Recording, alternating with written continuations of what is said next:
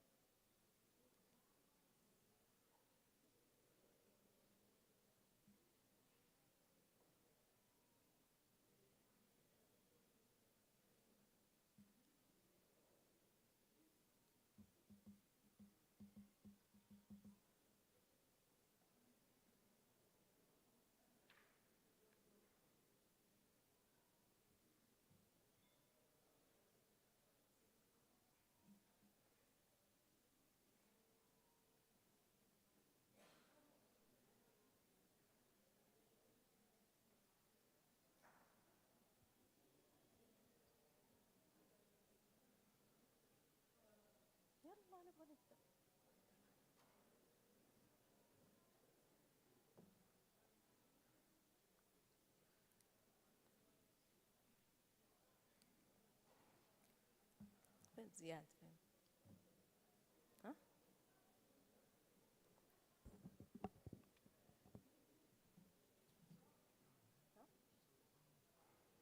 خلاص انت تكون فين مختفي؟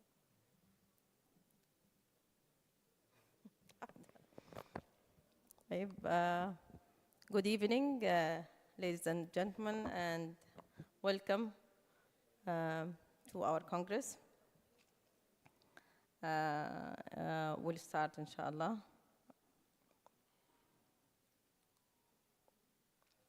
بسم الله الرحمن الرحيم والصلاة والسلام على أشرف الأنبياء والمرسلين سيدنا محمد وعلى آله وصحبه وسلم. Dear distinguished guests, speakers, dear colleague, dear honorable ceremony, Assalamu alaikum wa rahmatullahi wa barakatuh. It's with a great pleasure to welcome you all to our first Precision Oncology Saudi Summit 2024. For a decade, our beloved Kingdom of Saudi Arabia was set to be pioneer to the forefront of countries of the world in building societies and preserving lives. That is with our great lead and efforts of my Lord, the custodian of the two holy mosques, King Salman ibn Abdulaziz Al Saud, the Kingdom of Saudi Arabia, and his Crown Prince, the Prime Minister of the Kingdom of Saudi Arabia, His Royal Highness Prince Muhammad ibn Salman bin Abdulaziz Al Saud, Hafidahullah. And with the Kingdom Vision 2030, here is King Faisal Specialist Hospital in Medina, in collaboration with the Saudi Society of Blood Disorder, we present one of the leading international conferences to present the most advanced and revolutionary discoveries in the precision oncology. The summit aims to bring together the diverse audience of dedicated professionals, providing a platform for enriching interactive and interdisciplinary collaboration through engaging scientific sessions, interactive workshops, and enlightening keynote speech. It will present a comprehensive overview on the implementation of actionable molecular alteration and artificial intelligence across the common malignancy. Over the 3 days, the scientific committee made all the efforts to develop a rich scientific program to be able to reach the targeted objectives and goals of the summit. Parallel sessions of workshops will be up and running for nursing and for clinical trials, design a new path on how to do drug registration for the new drugs and targeted therapy, both of which will support an achievement of the purpose behind this event and implementation of changing toward the state of art in cancer care. Here today, we are honored to deliver that with the attendance of more than 80 distinguished speakers and scientists from the United States, Canada, United Kingdom, Europe, Gulf, and Middle East. We received around 100 scientific papers, of which selected papers will be presented as an oral or electronic abstracts. We are welcoming more than 17,000 guests registered for the summit from different targeted audience from all over the world. Together, let us utilize the most of this opportunity to drive innovation, exchange knowledge, and ultimately improve the lives of our patients. At the end, I would like to take this opportunity to extend my sincere and great appreciation for all who work hard and make this happen, from secretaries, scientific committee, organizing committee, and all sponsoring companies. And last but not least, our organizing company.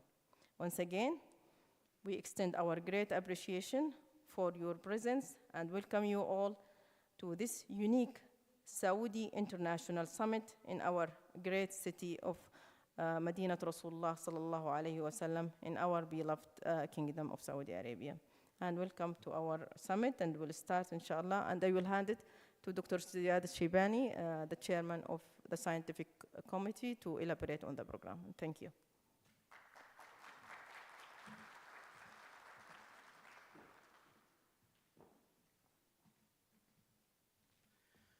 Assalamu alaikum wa rahmatullah. Good evening and hello everyone.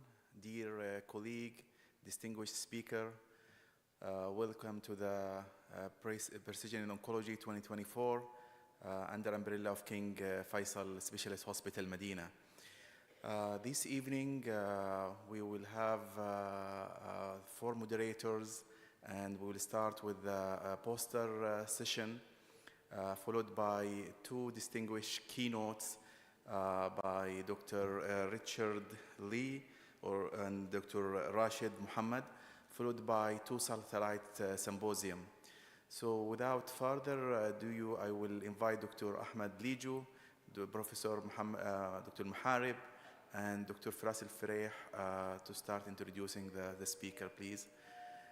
For tomorrow, Friday, the session will be mainly oncology, kind of solid tumor day, and at 2 p.m. we will have the workshop for clinical trials. Saturday is hematology day, and will be a parallel session for nurses. Dr. Liju and Professor Muharib, welcome to the stage. We will have, yeah.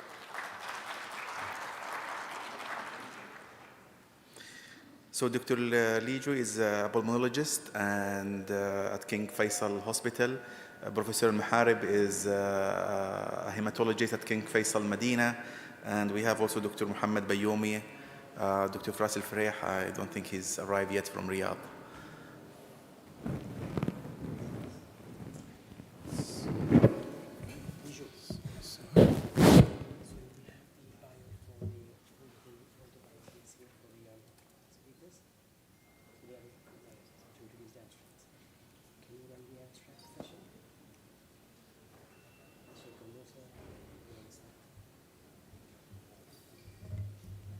Start now. No.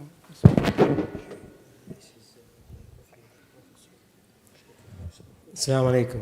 Bismillah ar-Rahman ar-Rahim. Thank you, Ziad, for the introduction, and hope we go through this, inshallah, as the first program is the abstracts. So we'll go through the abstracts to start with Professor Shaker Musa. So the abstracts are 10 minutes. So we can allow at least 1 to 2 questions, time permitting. So that will be 8 minutes for the abstract presentation and 2 minutes for question answers. So we'll follow through that as per the guidelines. Dr. Bayoumi, can you chair the abstract sessions? And if you can start by the first.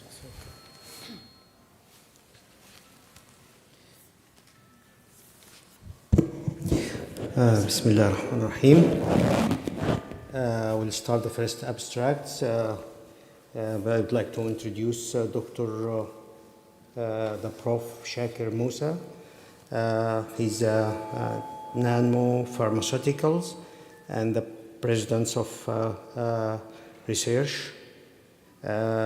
Distinguished professor with more than 1,022 publications. He's going to present the abstract molecularly targeted thyrointegrin alpha V beta 3 antagonist in the effective treatment of the glioblastoma multiforme and other cancer. Welcome, Prof. Shaker. Thank you. Thanks so much for the introduction and for the invitation.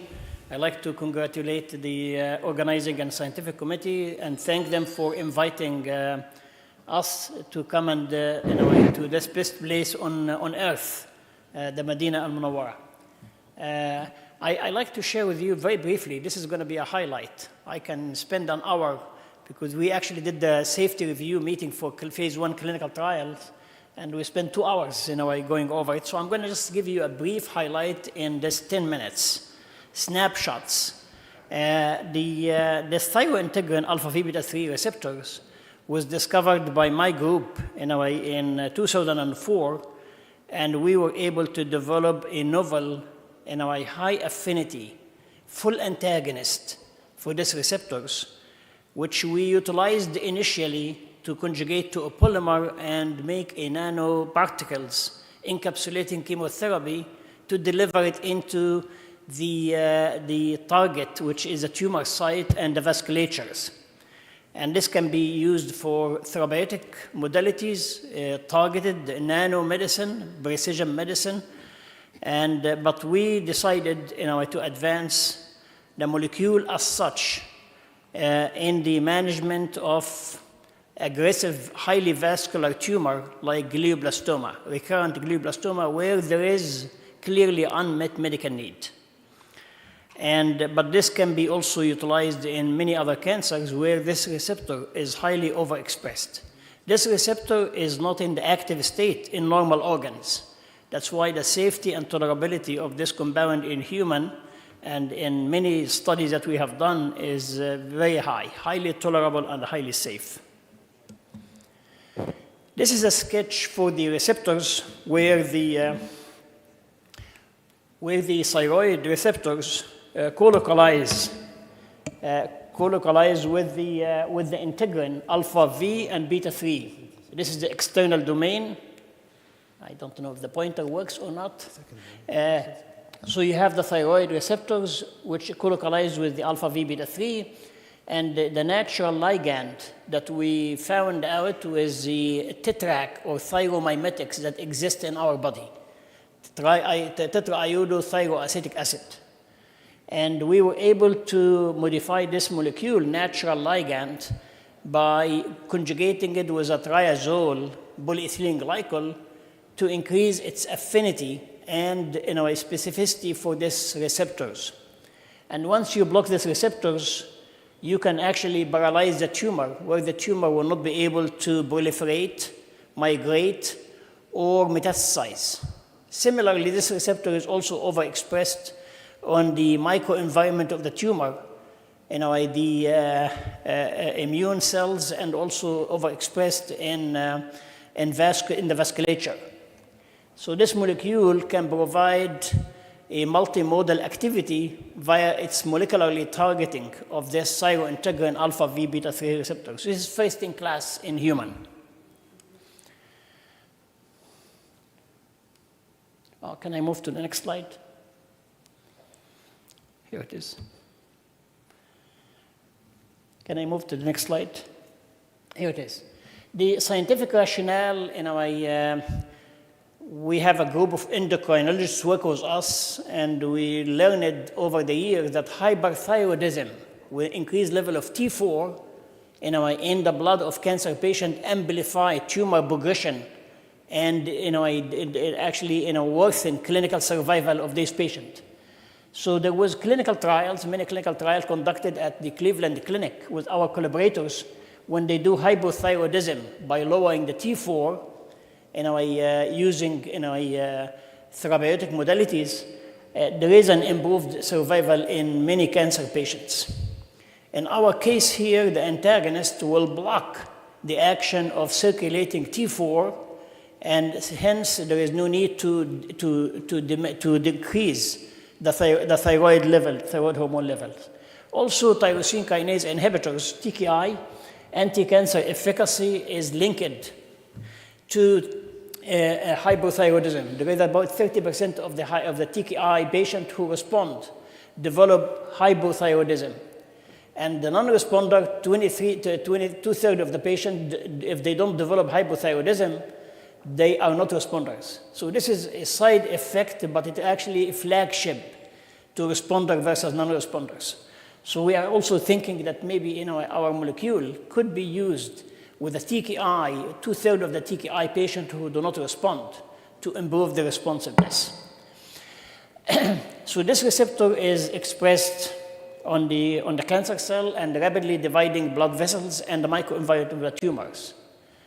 And this receptor is expressed in many cancer cells, between 30 to 90%, and the most highly vascular, highly expressing tumor is the glioblastoma, and bladder cancer, and gastric carcinoma.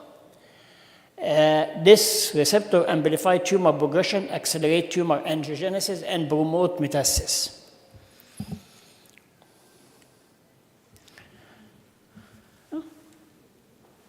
How can I move it? It doesn't move.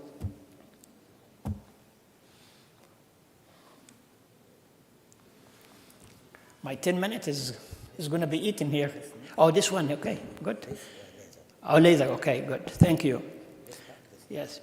This receptor, as you can see here, taking biopsies from primary GBM patients, this receptor is highly expressed in the greater than 80 to 97%. So this is a good candidate, despite the fact this is rare disease, this is an orphan disease, and nothing succeed in recurrent GBM so far. The molecule that we made has a very high affinity, a sub-nanomolar affinity to the receptors relative to the natural ligand. For the TTRAC, which is a natural ligand, there is almost 500-fold increase in affinity and specificity for that receptors with the molecule that we designed, which entered the clinical trials. In contrast to Avastin, the monoclonal antibody, which is being used in glioblastoma as a devascularizing agent, it works only against VEGF. It binds to VEGF, and it basically, however, our molecule does inhibit all of those factors, regardless of the stimulation of angiogenesis. But Avastin works mainly, against the VEGF, as you can see here. So this is only suppress or block VEGF, but none of the other growth factors are affected. The other thing I want to distinguish based on clinical trials, this devascularizing agent, it's a multimodal broad spectrum, anti-angiogenic. At the same time, it does not cause cerebral hemorrhage. There is no hypertension, adverse effect. There is no thromboembolism. As a matter of fact, it downregulates platelet hyperactivity and hypercoagulations by different mechanisms that I don't have time to explain. So we looked at actually the penetration across the blood-brain barrier. Thyroid hormone in general, like T3, transport across the blood-brain barrier using transcysteine, TTR. This molecule has a high affinity binding to TTR, which is a transporter that can deliver the molecule across the blood-brain barrier. And we have done imaging studies, as you can see here, with the glioblastoma implanted in the brain of an animal. Professor Musa, you got 2 minutes left. I know, okay. So, and versus the fluorescence labeled compound, and as you can see here, the fluorescence labeled compound bind only to the tumor, GBM, in the brain, but if you don't have tumor, there is minimal binding of the compound. And we have done a lot of kinetics studies. This is highly retained in the tumor, and not in normal organs, liver or kidney, it's eliminated via the renal system. And it does stabilize the tumor and shrink the tumor in preclinical model without relapse upon discontinuation of the tumor. So once you arrest the tumor by greater than 80%, the rest of the tumor become epiptotic and necrotics. It's like a debris that has to be cleared by efferocytosis. And we have done comparison between this and in combination with the standard of care. This is biocompatible with dexamethasone and Timidar. So in summary, 751 passes through the blood-brain barrier via TTR and is differentially trained in the brain tumor, reduced tumor by greater than 90% with no intratumoral hemorrhage observed in preclinical model or in human so far. No relapse upon discontinuation of treatment, no adverse event based on GLP tox and based on phase 1A dose-ranging studies in human. And it exhibits high degree of safety, tolerability, and also in recurrent GBM trial demonstrates stable disease and tumor lesion shrinkage in phase 1, which unheard of. So this was great news. And this is also a drug is being planned to enter into pancreatic cancers, phase 2, bladder cancers, and acute myeloid leukemia. Thanks so much for your attention.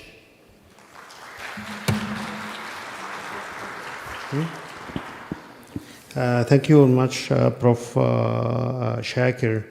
I will just, because of the time restrictions, I will just leave the questions at the end of the abstract session. And please, Dr. Fahd, can you introduce the second abstract? Assalamu alaikum. The next speaker is Fatima Ahmad Al-Amoudi from Prince Sultan Military College of Health Science, Assistant Professor of Nursing. The title is Factors Associated with Survivorship at the Time of Diagnosis in Patients with Stage 3 Pancreatic Cancer. As I remember, pancreatic cancer, the survival is 5%. So hopefully it will increase the survival by these factors. Yeah. Okay, Fatima. Assalamu alaikum. Good evening and welcome to my presentation. This is Fatima Al-Amoudi from Prince Sultan Military College of Health Sciences at Tehran. I'm glad that I'm presenting in front of you in this conference. And this actually abstract, it was a collaboration between me and Dr. Sanjiyoon from University of Florida. And before I start this, I would like to share with you the reason of why I chose this topic. So 8 years ago, I was a staff nurse in King Fahd Specialty Hospital. A hospital provides a high specialty care for the oncology patient. And I was really interested in the GI cancer patient. I always thought about how we can expand their lifespan and improve their quality of care. So that's why during my PhD application process, I tried to looking for a faculty who can help me in that. Now let's dig deeper about why I chose pancreatic cancer. Pancreatic cancer is the 4th leading cause of cancer-related death in the United States, and it's projected to be the 2nd one by 2030. It is estimated that we will have more than 51,000 deaths of pancreatic cancer patients by this year, 2024. And the current 5-year survival rate is only 13%, which is the lowest among all other cancer types, even with the advancement treatment and strategic and diagnostic strategies. For that reason, researchers examined the factors that can predict the survivorship, including demographic and clinical characteristics. However, most of these studies did not differentiate between the stages, and we thought that this might be the reason of the inconsistent finding in the literature. So we hypothesized that there are survival variability within the same stage, and predicting the factors affecting survival at each stage and within the same stage is critical. The purpose for this study was to explore the variables predicting the survivorship at diagnosis time in patients with pancreatic cancer stage 3. So this is a retrospective study using an existing data that was provided for us from University of Florida, and we include almost 123 patients who visited the UF Health at Shand Hospital and UF Health Cancer Center Outpatient Oncology Clinic between January 1st, 2012 and July 31st, 2020. We include only adult patients who are 18 years or older in our study. And for the data analysis, we start first with defining the survival. So our survival means the number of days between the date of diagnosis and the date of death or the date of ending the study, July 31st, 2020, whichever came first. And then we found the optimal cutoff values for our blood biomarkers, the albumin, the neutrophil to lymphocyte ratio, and the platelet to lymphocyte ratio. Survival analysis later were conducted. We used the multivariate Cox proportional hazard model, and the statistical significance was set at p-value less than 0.05, and all the statistical analyses were performed using the SPSS. For the results section, for table number 1, as you can see here, of these 123 patients, almost 51% were male, 50% were greater than 73 years, 33% were having a tumor originating in the head of the pancreas, and 23% of our patients underwent to surgery, 31% received radiation, and 39% received chemotherapy. For the univariate and multivariate analysis for overall survival in this patient, as you can see here, the albumin and the platelet to lymphocyte ratio and the neutrophil to lymphocyte ratio were significantly associated with the survival shape in the univariate analysis. However, when we ran the multivariate analysis, we found that the neutrophil to lymphocyte ratio were the only independent factors to predict the survival shape.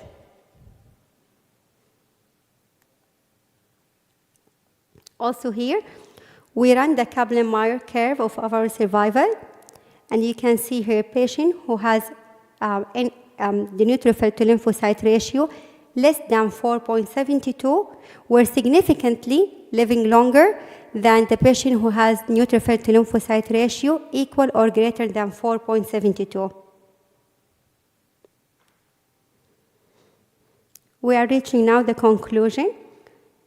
So we expect that the blood biomarkers, they can predict for us the survival shape. They are easily to be collected in the clinical setting, and they can also predict for us the inflammation status. In regard to the limitation of my study, the generalizability of the finding was limited because we're collecting the data only from one setting in Florida. And for future research, we are planning to replicate the same study here in Saudi Arabia to compare the findings. Thank you.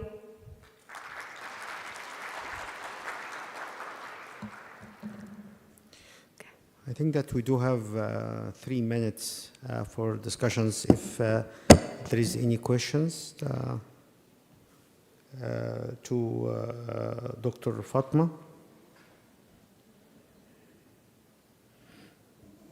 Okay, if it is not, then I'm going to introduce the third abstract, which is going to be presented by Ms. Arij Abdul Latif Al-Amir. And Ms. Arij is a medical student working with Professor Shireen at King Abdulaziz University. And she is going to present the abstract. The title is Global DNA Methylation and DNA Methyl Transferases Status in Saudi Cigarette Smokers. Welcome, Ms. Arij. Thank you, Doctor. Bismillah ar-Rahman ar-Rahim. Assalamu alaikum wa rahmatullahi wa barakatuh. Hello, everybody. I am happy to be here today to participate in this great conference. I am Arij Al-Amir from King Abdulaziz University, Medical Laboratory Technologies, at a master degree. I will start my presentation with introduction, then material and method, result discussion, conclusion, recommendation, and at the last reference. As we know, smoking is one of the greatest worldwide public health issues. According to WHO, there is 7 million deaths per year because of smoking. Recently, Arab world is facing tobacco epidemic and dramatical increases smoking level and tobacco-related morbidity and mortality. In Kingdom of Saudi Arabia, nowadays, the percentage of smokers is increased since COVID-19, and around 70,000 Saudis die because of smoking-related disease. According to WHO, reported in global tobacco epidemic in 2017, the prevalence of cigarette smoker among adults in Kingdom of Saudi Arabia was around 18%.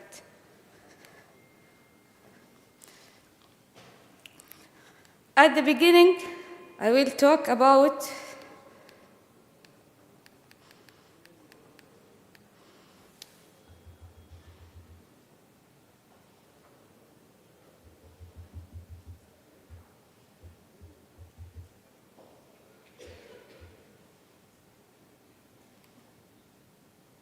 how can I start again?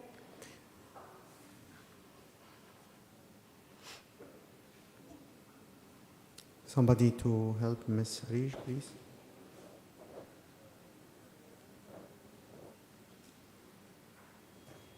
Sorry.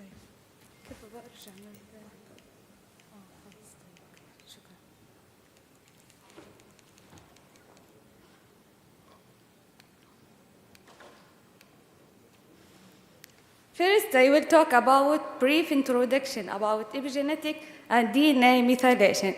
Epigenetic, epi is a Greek word that meaning offer. Epigenetic is offer genetics.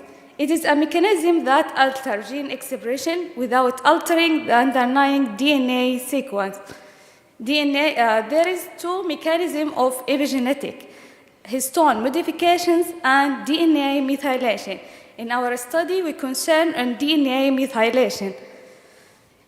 DNA methylation is an epigenetic mechanism that a process that occur naturally, which added of methyl group bicovalent bond to cytosine guanine dinucleotide at carbon number 5 in cytosine ring. There are many factors can affect the DNA methylation process, such as diet, stress, toxic chemicals, pollution, radiation, and others. Here, this slide shows the enzyme of DNA methylation.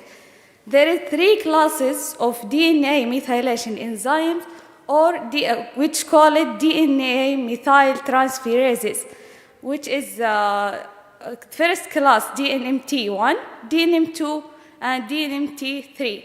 We concern in our study in DNMT1 and 3A and 3B.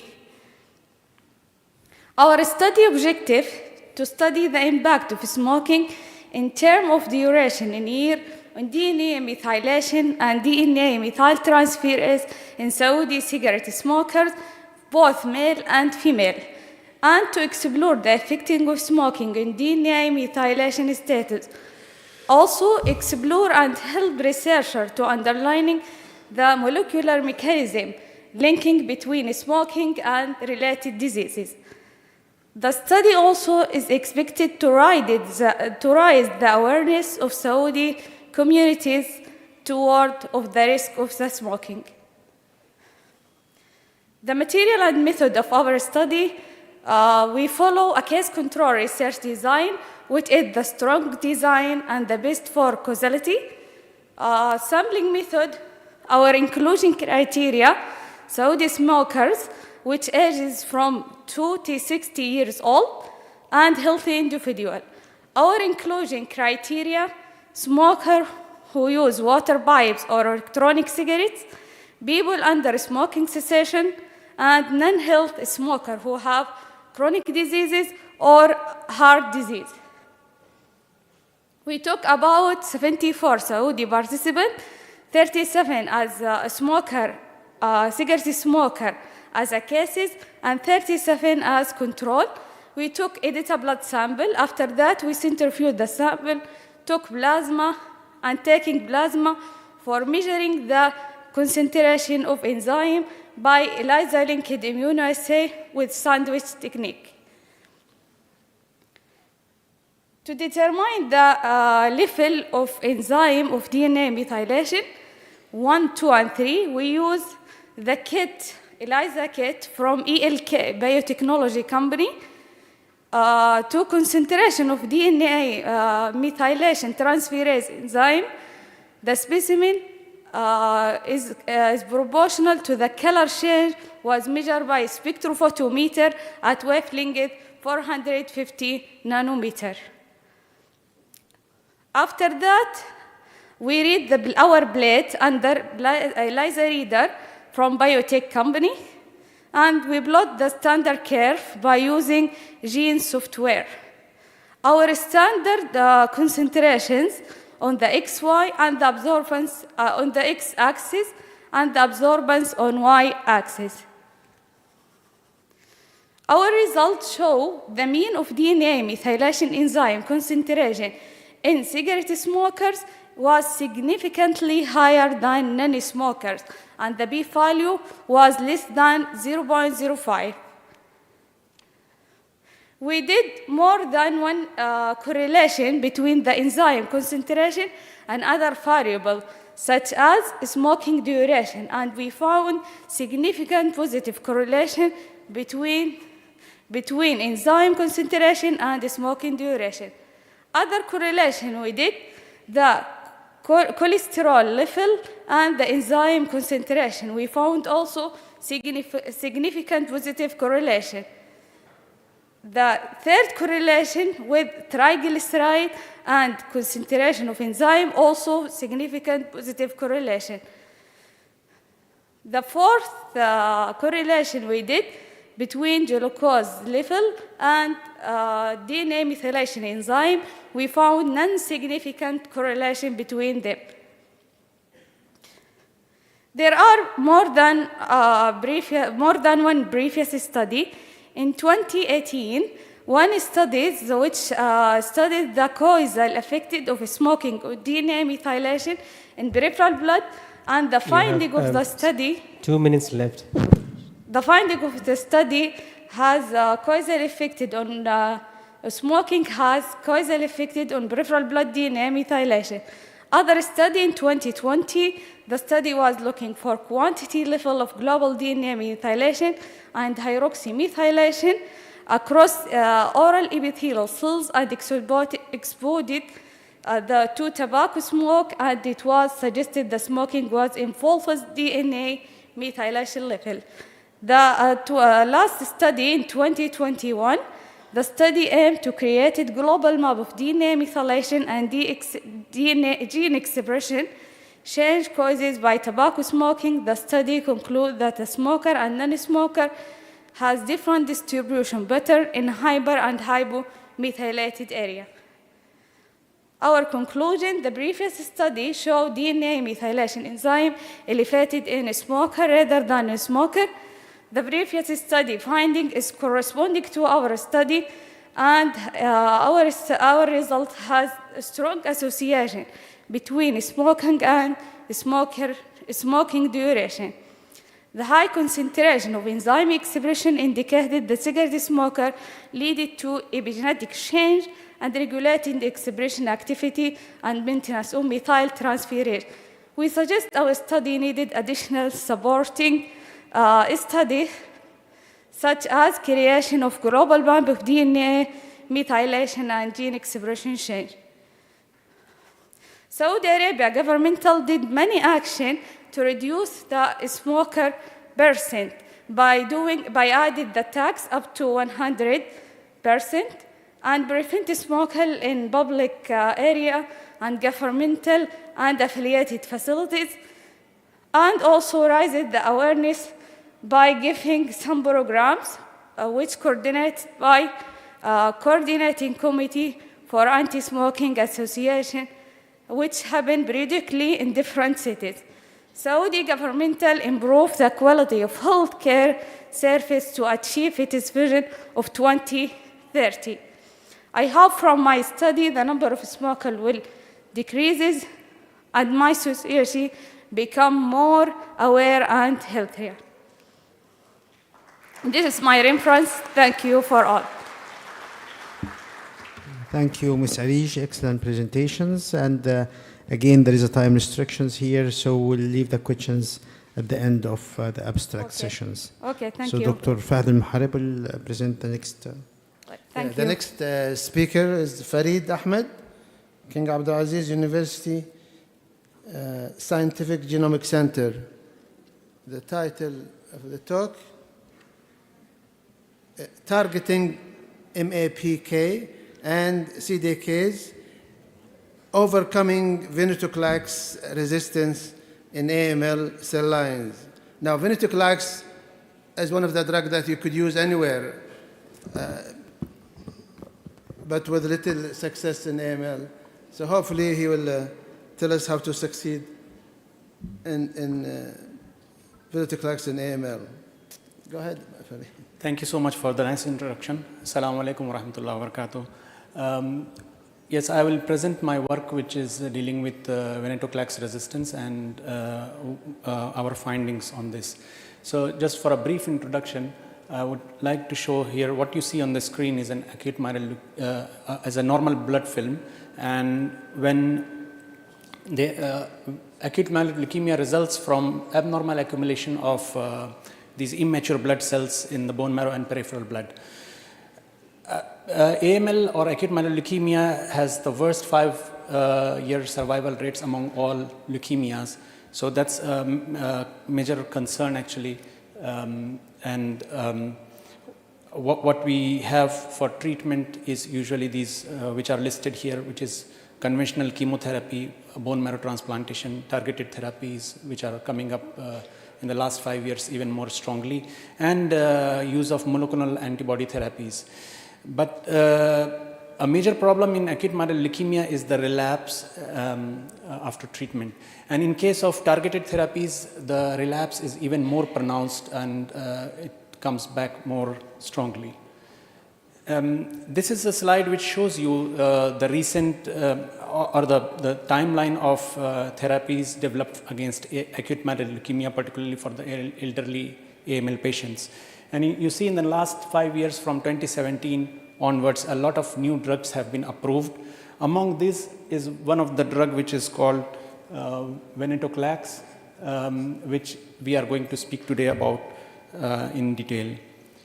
So venetoclax has been FDA approved in combination with, usually in combination with a histone methylating agent, and it works very well.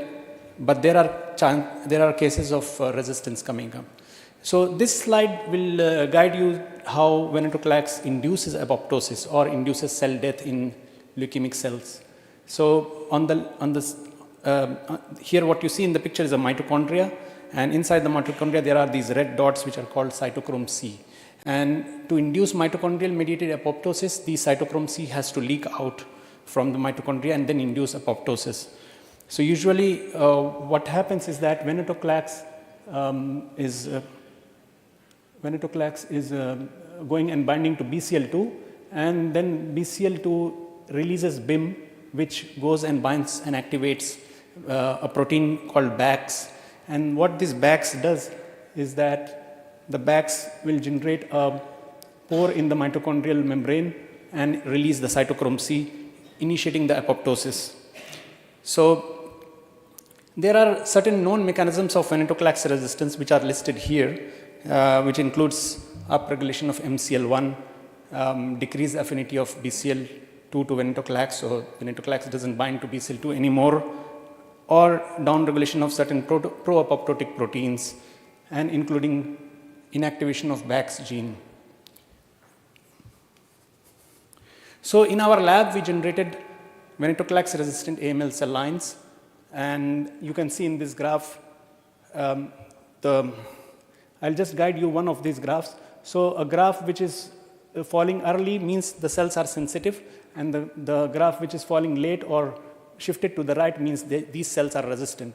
So you can see these are the resistant clones which are named ABT199R1 to R6. So these are resistant clones.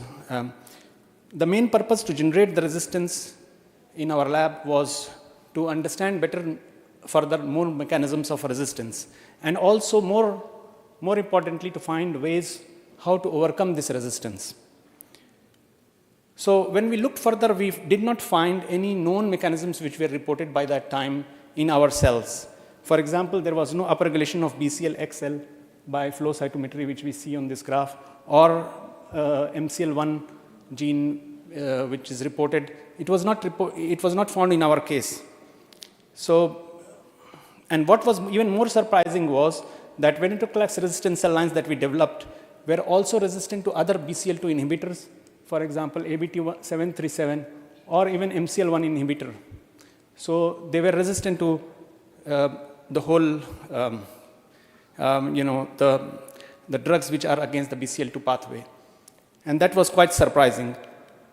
So, and also what we noted is that the cells that are resistant did not undergo apoptosis. You can see there is not so much of apoptosis going on, while the control cells had plenty of apoptosis going on when we treat with venetoclax. So to find out what is going on behind this, we did some genomic analysis. And in what you see here is a array CGH, a high density array, which was done. And in this high density array, we found out that the two resistant clones, which are R3 and R6, have deletion of a genomic region. And this genomic deletion region corresponds with the BAX gene, while the control was completely normal. And so this made us doubt that something wrong has happened with the BAX gene. And when we did Western blot, we found that there is no BAX protein expressed at all. So what is happening in our case, you see on the right panel, is that there is no BAX. So there is no mitochondrial pore, no mitochondrial pore will develop here. So there will be no apoptosis. So there is a complete shutdown of the intrinsic apoptotic pathway in our cell lines that we developed. So to evaluate further, what we did is we tried to do RNA-seq, and RNA-seq revealed that there are differences in different clones, but more importantly, there are certain changes which we are still to understand, and these are a lot of metabolic pathway differences between the clones versus the resistant clones versus the sensitive cells. So we are trying to understand that, but there is a clear shift towards metabolic pathways, towards OXPHOS pathways. So we did phosphoproteomic profiling, and what we found out was this slide depicts, when you look in the right corner, so this is a phosphoproteomic profile done by mass spectrometry. And what you see here on the right, upper right corner are the proteins which are highly phosphorylated in case of both or all the resistant clones. And what we found out here is that there is upregulation of MAP kinase and upregulation of mTOR and CDK5. So what we did is we immediately jumped to use inhibitors against these proteins. And when we used inhibitors against MAP kinase, for example, here we use selumetinib or mirdametinib, we found that they are highly effective on these resistant clones. We also found out, did an experiment where we used CDK inhibitor dinaciclib, and we found that all the cells are equally sensitive to this. Even the resistant clones are sensitive. Then we recruited certain AML patients from King Faisal Specialist Hospital in Jeddah. And what we did is we did a comparison of, on the patient samples, comparison of venetoclax IC50 versus dinaciclib IC50. And what you can note here is that the patients which have high venetoclax IC50, which means they are resistant to venetoclax, Dr. Farid, they were 2 very minutes sensitive. left. Yeah, they were very sensitive to dinaciclib. So in addition to that, our model can also be used because there is complete shutdown of intrinsic pathway. We can use our model to find out how the inhibitors work. For example, the FLT3 inhibitor gilteritinib, which is recently being used also in AML cases, is showing resistance in our resistant cells, while sorafenib, which is a multikinase inhibitor which also targets FLT3, shows equally well response for all the cells, including the resistant as well as the sensitive cells. So now to conclude, we are describing in our work a new mechanism of venetoclax resistance, which is genomic deletion of BAX.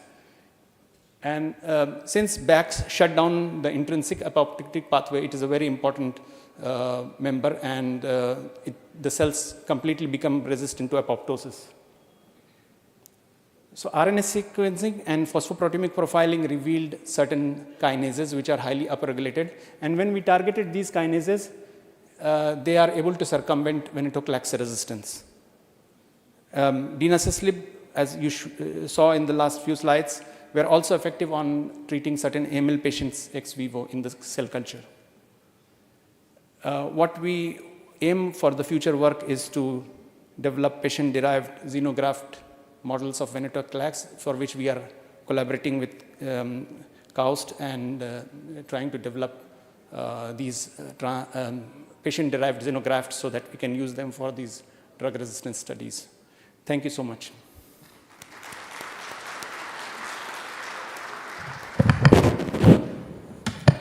Thank you, Dr. Farid. So we'll move to the next speaker, Dr. Hatem Maghrabi. Dr. Maghrabi is the chair of Department of Pathology at King Faisal Specialist Hospital in Medina. For the next 10 minutes, he will be sharing with us his research on the impact of non-invasive follicular thyroid neoplasm with papillary-like nucleus on the risk of malignancy. Okay. Assalamu alaikum wa rahmatullahi wa barakatuh. So first, I'd like to start by thanking our organizing committee, Dr. Amal Al-Bihani, our excellent moderators here, and our sponsors for this opportunity to present our research on the impact of non-invasive follicular thyroid neoplasm with papillary-like nuclear features on the Bethesda system for reporting thyroid cytopathology. So just an introduction. So papillary thyroid carcinoma is the most prevalent type of thyroid carcinoma. Incidence has been going up during the last years. There is female predominance, and recently they've associated high BMI, especially in female, as suggesting an increased risk factor for papillary thyroid carcinoma. The diagnosis of papillary thyroid carcinoma is mainly pathological with features of architectural and nuclear features. Architectural features such as papillary architecture here, and then nuclei. You see these wide open nuclei, and then we have intranuclear inclusion. This is intranuclear inclusion and some homobody. So pathologists find these on FNA. They call it papillary thyroid carcinoma. So this has been known since a long time ago. In 1977, this guru of pathology, Dr. Juan Rosay, has reported a group of cases in which he noted that there is indolent behavior. These tumors were encapsulated and they had similar nuclear features to papillary thyroid carcinoma. At that time, they called it encapsulated follicular variant papillary thyroid carcinoma, with all the, consequences of that name. It kept on like that until recently, where we had the recent development. So you see this is a thyroid tumor. This is the capsule here. We see here the tumor is invading the capsule and then going out. So it had a sort of a combination of two. So just by a raise of hand, I didn't have time to put a quiz for this one. So how many of you think this is a tiger or a zebra? Can see a raise of hand, just approximate, maybe someone. Okay, zebra, okay. Okay, so I'll show you what it is. So it's a zebra with tiger stripes, okay? So the tiger is papillary thyroid carcinoma classical, but the zebra is this encapsulated follicular variant. So early on, we understood that there are different molecular pathways that are at work when it comes to thyroid tumor. So there is a BRAF pathway, which mediates the progression of papillary thyroid carcinoma into classic, and there is a follicular pathway. So there is an association between morphology and molecular features. So we recognize the RAS pathway, which mediates NIFT-B, which is non-invasive follicular thyroid tumor with papillary-like nuclear features, and then progresses into invasion into capsule or blood vessels, and also mediates follicular adenoma into follicular thyroid carcinoma. So recently, rarely pathology makes the news. So in the New York Times, they had this publication on the first page. So they called it, "It's Not Cancer, Doctors Reclassify a Thyroid Tumor." So they changed the name from carcinoma into neoplasm. Neoplasm can be either benign or malignant or intermediate. They called it NIFT-P, and this is mainly due to the work of Dr. Nifikarov at University of Pittsburgh, where they did multidisciplinary meetings with patient advocacy, endocrinologists, surgeons, and pathologists to sort of change the name. Why is this name important? Because we use the Bethesda system for reporting thyroid FNA to report one of these 6 categories, and each one of these categories carries a risk of malignancy, and there is a management guideline, okay, which surgeons follow and find helpful. So in our study, we aim to evaluate the institutional fine needle aspiration risk of malignancy and overall risk of malignancy by reviewing the cases that were called encapsulated variant of PTC, and then see what's the impact. Oh, okay. That's interesting. So I remember TV in the earlier days when it started opening. So it's okay. Okay, help, please, time. Okay. So I'll tell you why we did this exercise. We did this exercise because the study population was done mainly in North America and Europe. We don't have such studies in our own world. And I will show you by evidence that the calculations can be different. And it's important exercise to know the risk of malignancy for each one of your categories. Huh? So our study, we had IRB approval. It's a retrospective cohort study. So we collected cases from 2013 to 2017, all had fine needle aspiration done. We reviewed it by board-certified pathologists. We correlated with the findings of the histopathology, and we collected data as follows. So age, sex, site, diagnostic category, type of operation, location, and all these data. Why? And we excluded incidental microcarcinomas and non-corresponding site FNA, inclusion of highest risk of malignancy FNAC if multiple were present. So we analyzed the cases, we calculated the risk of malignancy, and we found 2 approaches into calculation that I will go through in the next slide. We did statistical analysis. We collected data in Microsoft Excel, and we did a one-tailed z-test, and we set the significance value at p-value less than 0.05.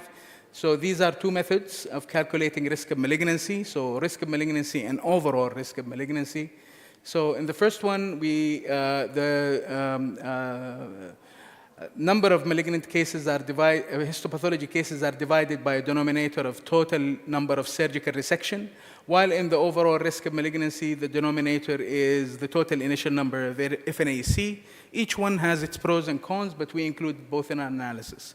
So the results, we reviewed 1,066 cases. Overall, 281 cases had surgical resection. Patient age was wide, mostly females at 85%. Initial thyroidectomy represented 60% of specimens. Mean size was 3.5 centimeters.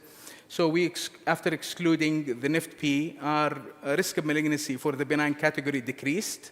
Our follicular neoplasm, suspicious for follicular neoplasm category also decreased, and there was a decrease in overall risk of malignancy. This is the distribution of our cases. So a preponderance of our cases had benign diagnosis. We had few that are positive for malignancy, and then the other categories distributed in between. So just not to take a long time from you, so this is, I'll go for the p-value. I'll go for the jugular. So this is p-value significant, 0.3. The difference of risk of malignancy, including NIFT-P in malignant cases, was 21%. When we excluded NIFT-P, it was 11.9. And then also here in the follicular neoplasm, suspicious for follicular neoplasm category. And then the overall, the clinical significance was mainly for the benign category. So we went further and we reviewed the question came, so can the cytopathologist make a diagnosis of NIFT-P on cytology? That's a difficult task.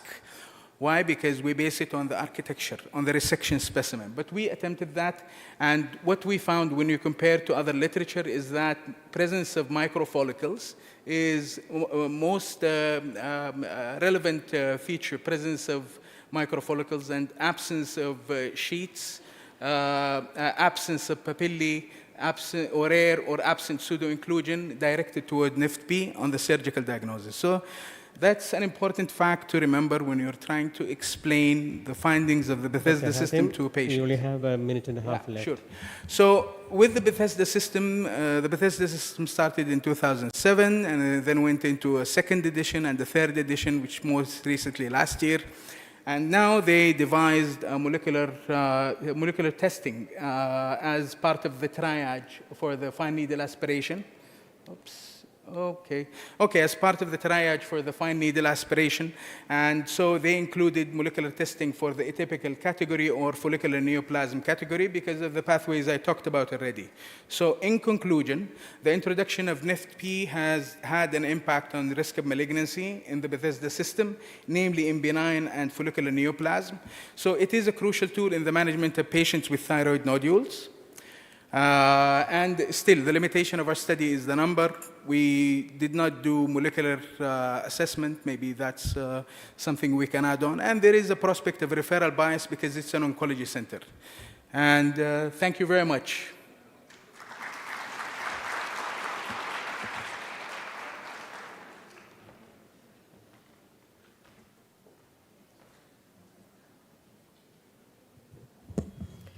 Thank you, Dr. Hatem, and thank you for all the presentations. They were wonderful presentations.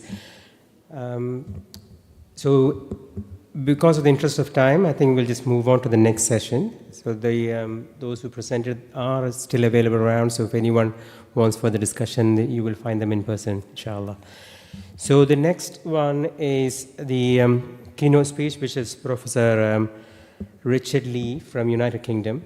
I'm very honored to invite him for the next speech. Worked with him for a number of years, and he comes from Royal Marsden Hospital, which is one of the oldest oncology centers in the world. Richard's interest is in lung cancer, and especially early screening and diagnosis. That's what his research interest is in. He leads the lung cancer screening program in the United Kingdom. Also, he has a huge interest in developing biomarkers for early diagnosis and also integrating artificial intelligence to it. So let's hear from him as to what's happening in the world of lung cancer diagnosis. Well, thank you very much for the invitation. I feel honored to be here, and it's great to see an old friend as well. So thank you all very much for coming this evening. So I'm going to see if I can navigate the clicker now. Here's my complex of interests. So as Dr. Liju says, I'm from the Royal Marsden in London, which is one of Europe's largest comprehensive cancer centres, which gives us a great opportunity to develop these kind of research opportunities. So I'm going to talk about AI and biomarkers today and try to put that in the context of something that helps to make it a bit more real and a bit more in the everyday setting. And so I'm going to talk to you and try to convince you of the importance of early diagnosis of cancers. This is a graph which shows the nature of how cancers are currently presenting to us. And so you can see across all cancers, the middle red line here represents the average stage at which patients come to the hospital. So 50% of people present at an early stage. We can see that, in fact, lung cancer is one of the worst of the late-stage presenters, so only 30% of those present at an early stage. And some of these other cancers here at the lower part of the graph, pancreas, esophageal and stomach cancer, also most of these patients present with late-stage disease. Why is that important? If we consider Kaplan-Meier survival curves of these cancers, this is in particular for lung cancer, we can see that at 5 years, the number of patients still alive for the earlier stage lung cancer can be as high as 90% with effective treatment. Those who have the later stage cancers, we can see, fare much less well. And so to try to identify the very earliest stages of cancer can really help to improve the outcome in these patients. And when we look at the clinical imaging that you might expect for such cases, it doesn't really, it's not very difficult to understand why that might be. So when we're thinking about biomarker development, one of the things that has generated lots of interest is the presence of biomarkers within the blood. And so we tried to think, okay, where are these signals coming from? Which technologies are generating interest for clinician scientists? There's been lots of talk about circulating DNA and how that can emit from the tumor into the bloodstream. But there are lots of other technologies that are evolving as well. So the interest in proteomics, the metabolic effects of the cancer, the immune response of the cancer, and microbiome within the secreted fluids. So trying to think about how these things might be biomarkers. Of course, DNA in itself, it's not just about detecting the DNA. That was one of the earliest ideas. Actually, now we're pushing those boundaries further to try to say, well, actually, you can see fragments of DNA. You can see the mutations. You can see the methylation patterns, and that might tell us more about where the originating tumor might be. So not just detecting the fact that there's cancer DNA within the bloodstream, but where that cancer might have originated from. As an example, from the CCGA study, apologies, this doesn't present entirely well, but we can see for each of these different tumors how we might expect to see the amount of the cancer signal or DNA within this test according to the stage of disease. So if we look for any one of these cancers, we can see there are 4 lines from left to right representing stage 1, 2, 3, and 4. And so we can kind of recognize that in some cancers, all of those bars are at the top of the graph, suggesting that any stage of disease, we might hope to find some of these signs of circulating tumor DNA. However, in other cancers, such as lung, for example, we can see that in stage 1 disease, we're maybe only seeing 20% of those cases showing circulating DNA within the bloodstream.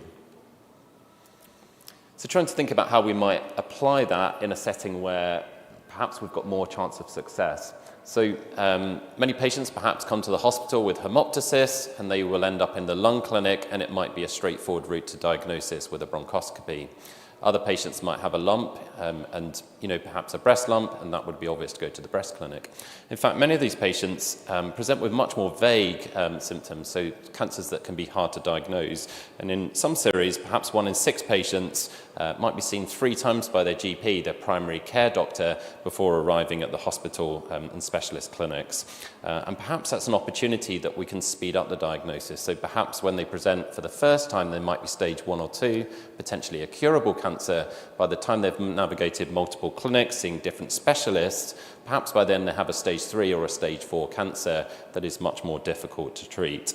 And so up to 13% of patients diagnosed had a sort of a suspicion of a different cancer at the point of referral. So the Simplify study led out of Oxford tried to understand, could the ctDNA try to direct whether the patient had a cancer and therefore to fast track those patients through the system. So perhaps that instead of a longer wait for a biopsy, those with a positive blood test would proceed directly to an appropriate test. And actually using that methylation signal, you could perhaps infer which cancer might be most likely. So if the blood test suggested an ovarian cancer, that would be one set of investigations. If it suggested perhaps a pancreatic cancer, that would be something different. One of the things we start to see, apologies again if the table is not clear, the earlier stage disease, you can see the percentages on the right-hand column there. In stage 1 disease, 24% sensitivity, whereas in stage 4 disease, 95% sensitivity. So this is something we perhaps really starting to understand more in the later stage of disease, but we need to think about how we're going to drive this technology forwards in those with the very smallest cancers that we might hope to cure. So we've considered the patients with symptoms. That maybe is a way to speed up cancer diagnosis, make it faster. What we really need to do is to reach those people who are out there in the public who don't yet know that they have a cancer. So that's the concept of screening. And so this study is concentrating on the use of multi-cancer early detection tests, so MCED tests, in a study called the Gallery study.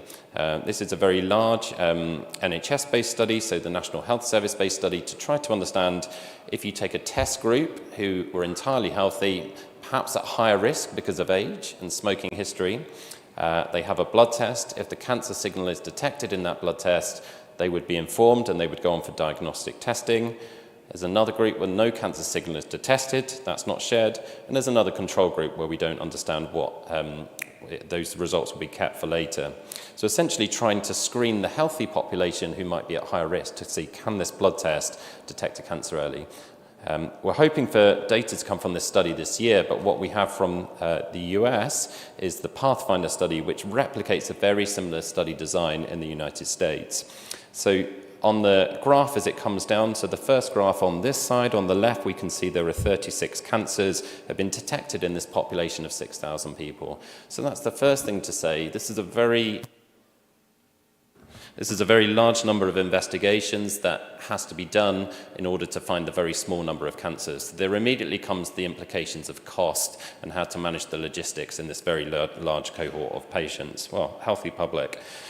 In addition then, if you follow down the flow chart, you can see of the 6,000 tested, the far left side here, the true positives, those 35 cancers. For every true cancer, 2 false positives were diagnosed. So for every patient that you say, we found a cancer that might be a cancerous earlier, there are another 2 patients who will think they have a cancer who are then later reassured. So I guess they'll be happy to be reassured, but you can imagine the anxiety that comes from being told you have a blood test that is positive for cancer, when actually maybe they don't. You can imagine by the time you've done various tests, will they believe you when you say none of the tests have come back positive for cancer? And it's really tricky to think about how we're going to continue to follow up those patients.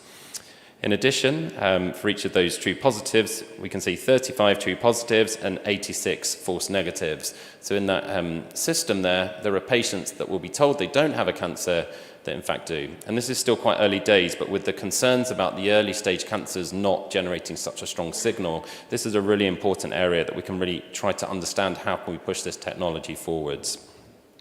And this is still work in progress to understand how might these tests deliver better in the future.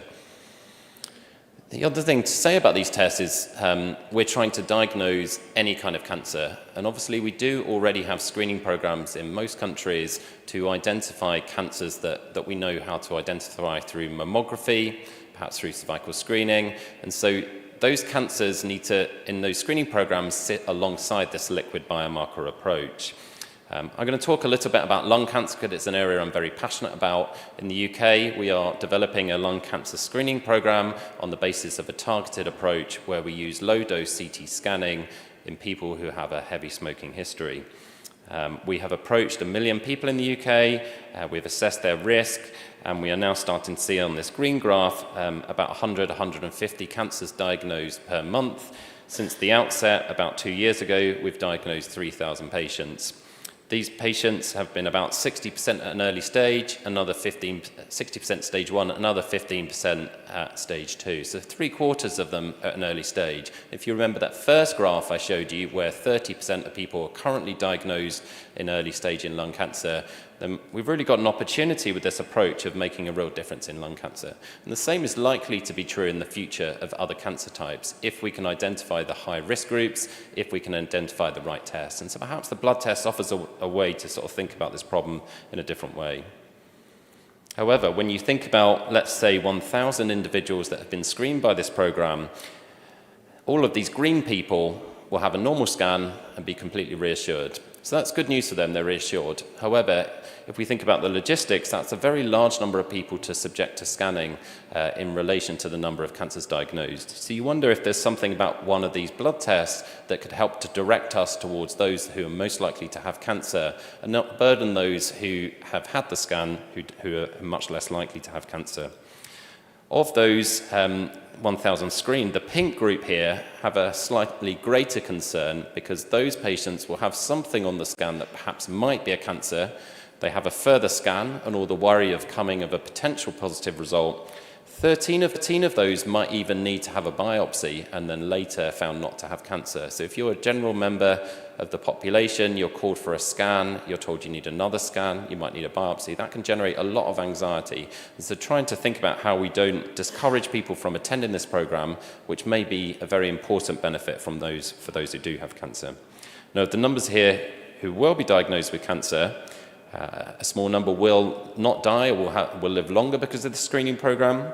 Some of the cancers diagnosed may never have caused harm, however. So thinking about each of these contexts, if we have a blood test that might help to direct those at the highest risk of cancer, those most likely to benefit, I think that will really be the next frontier of how we are delivering this screening program.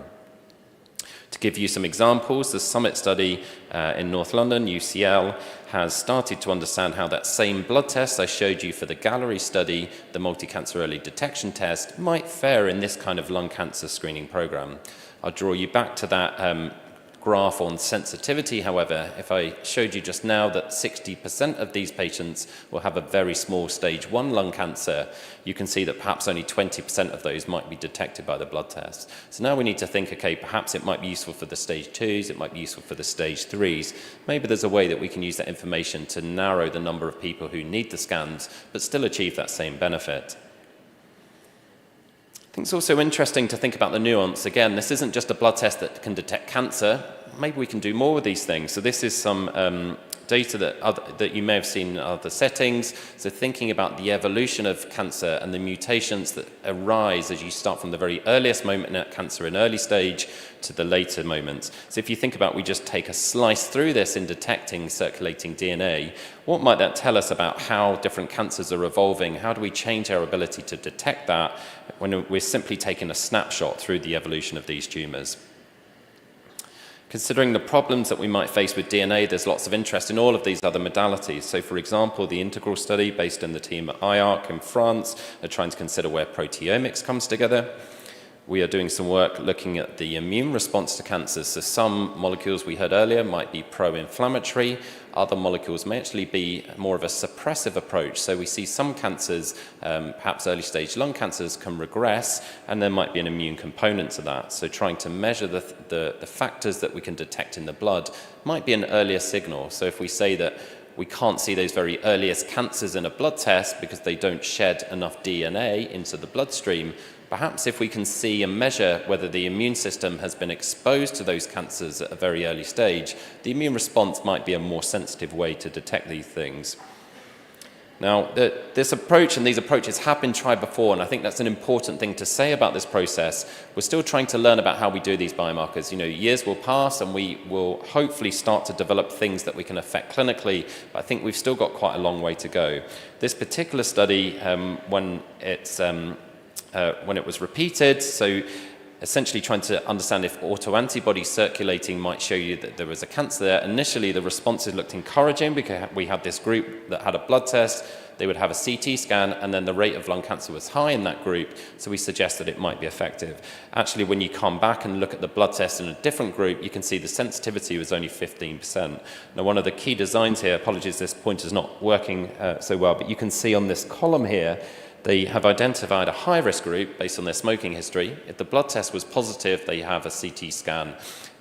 It doesn't tell you then that if the blood test was negative, they don't have a CT scan. If we compare that to our screening population, when all of our patients at high risk have a CT scan, or all we're doing is we're just doing a lung cancer screening study in this biomarker study, and the biomarker is irrelevant. So it's really important that we get the study designs right when we're trying to understand how much of this is the CT, how much of it might be the blood test. I've got a couple of more I want to indicate, but this one I think is a really interesting study from Italy. The MILD study was one of the early lung cancer screening trials. The BioMILD study said, well, how do we use that blood test to stratify how we are going to follow those patients? And I think what's really interesting here, they said, if your CT is negative, your blood test is negative, we're reassured.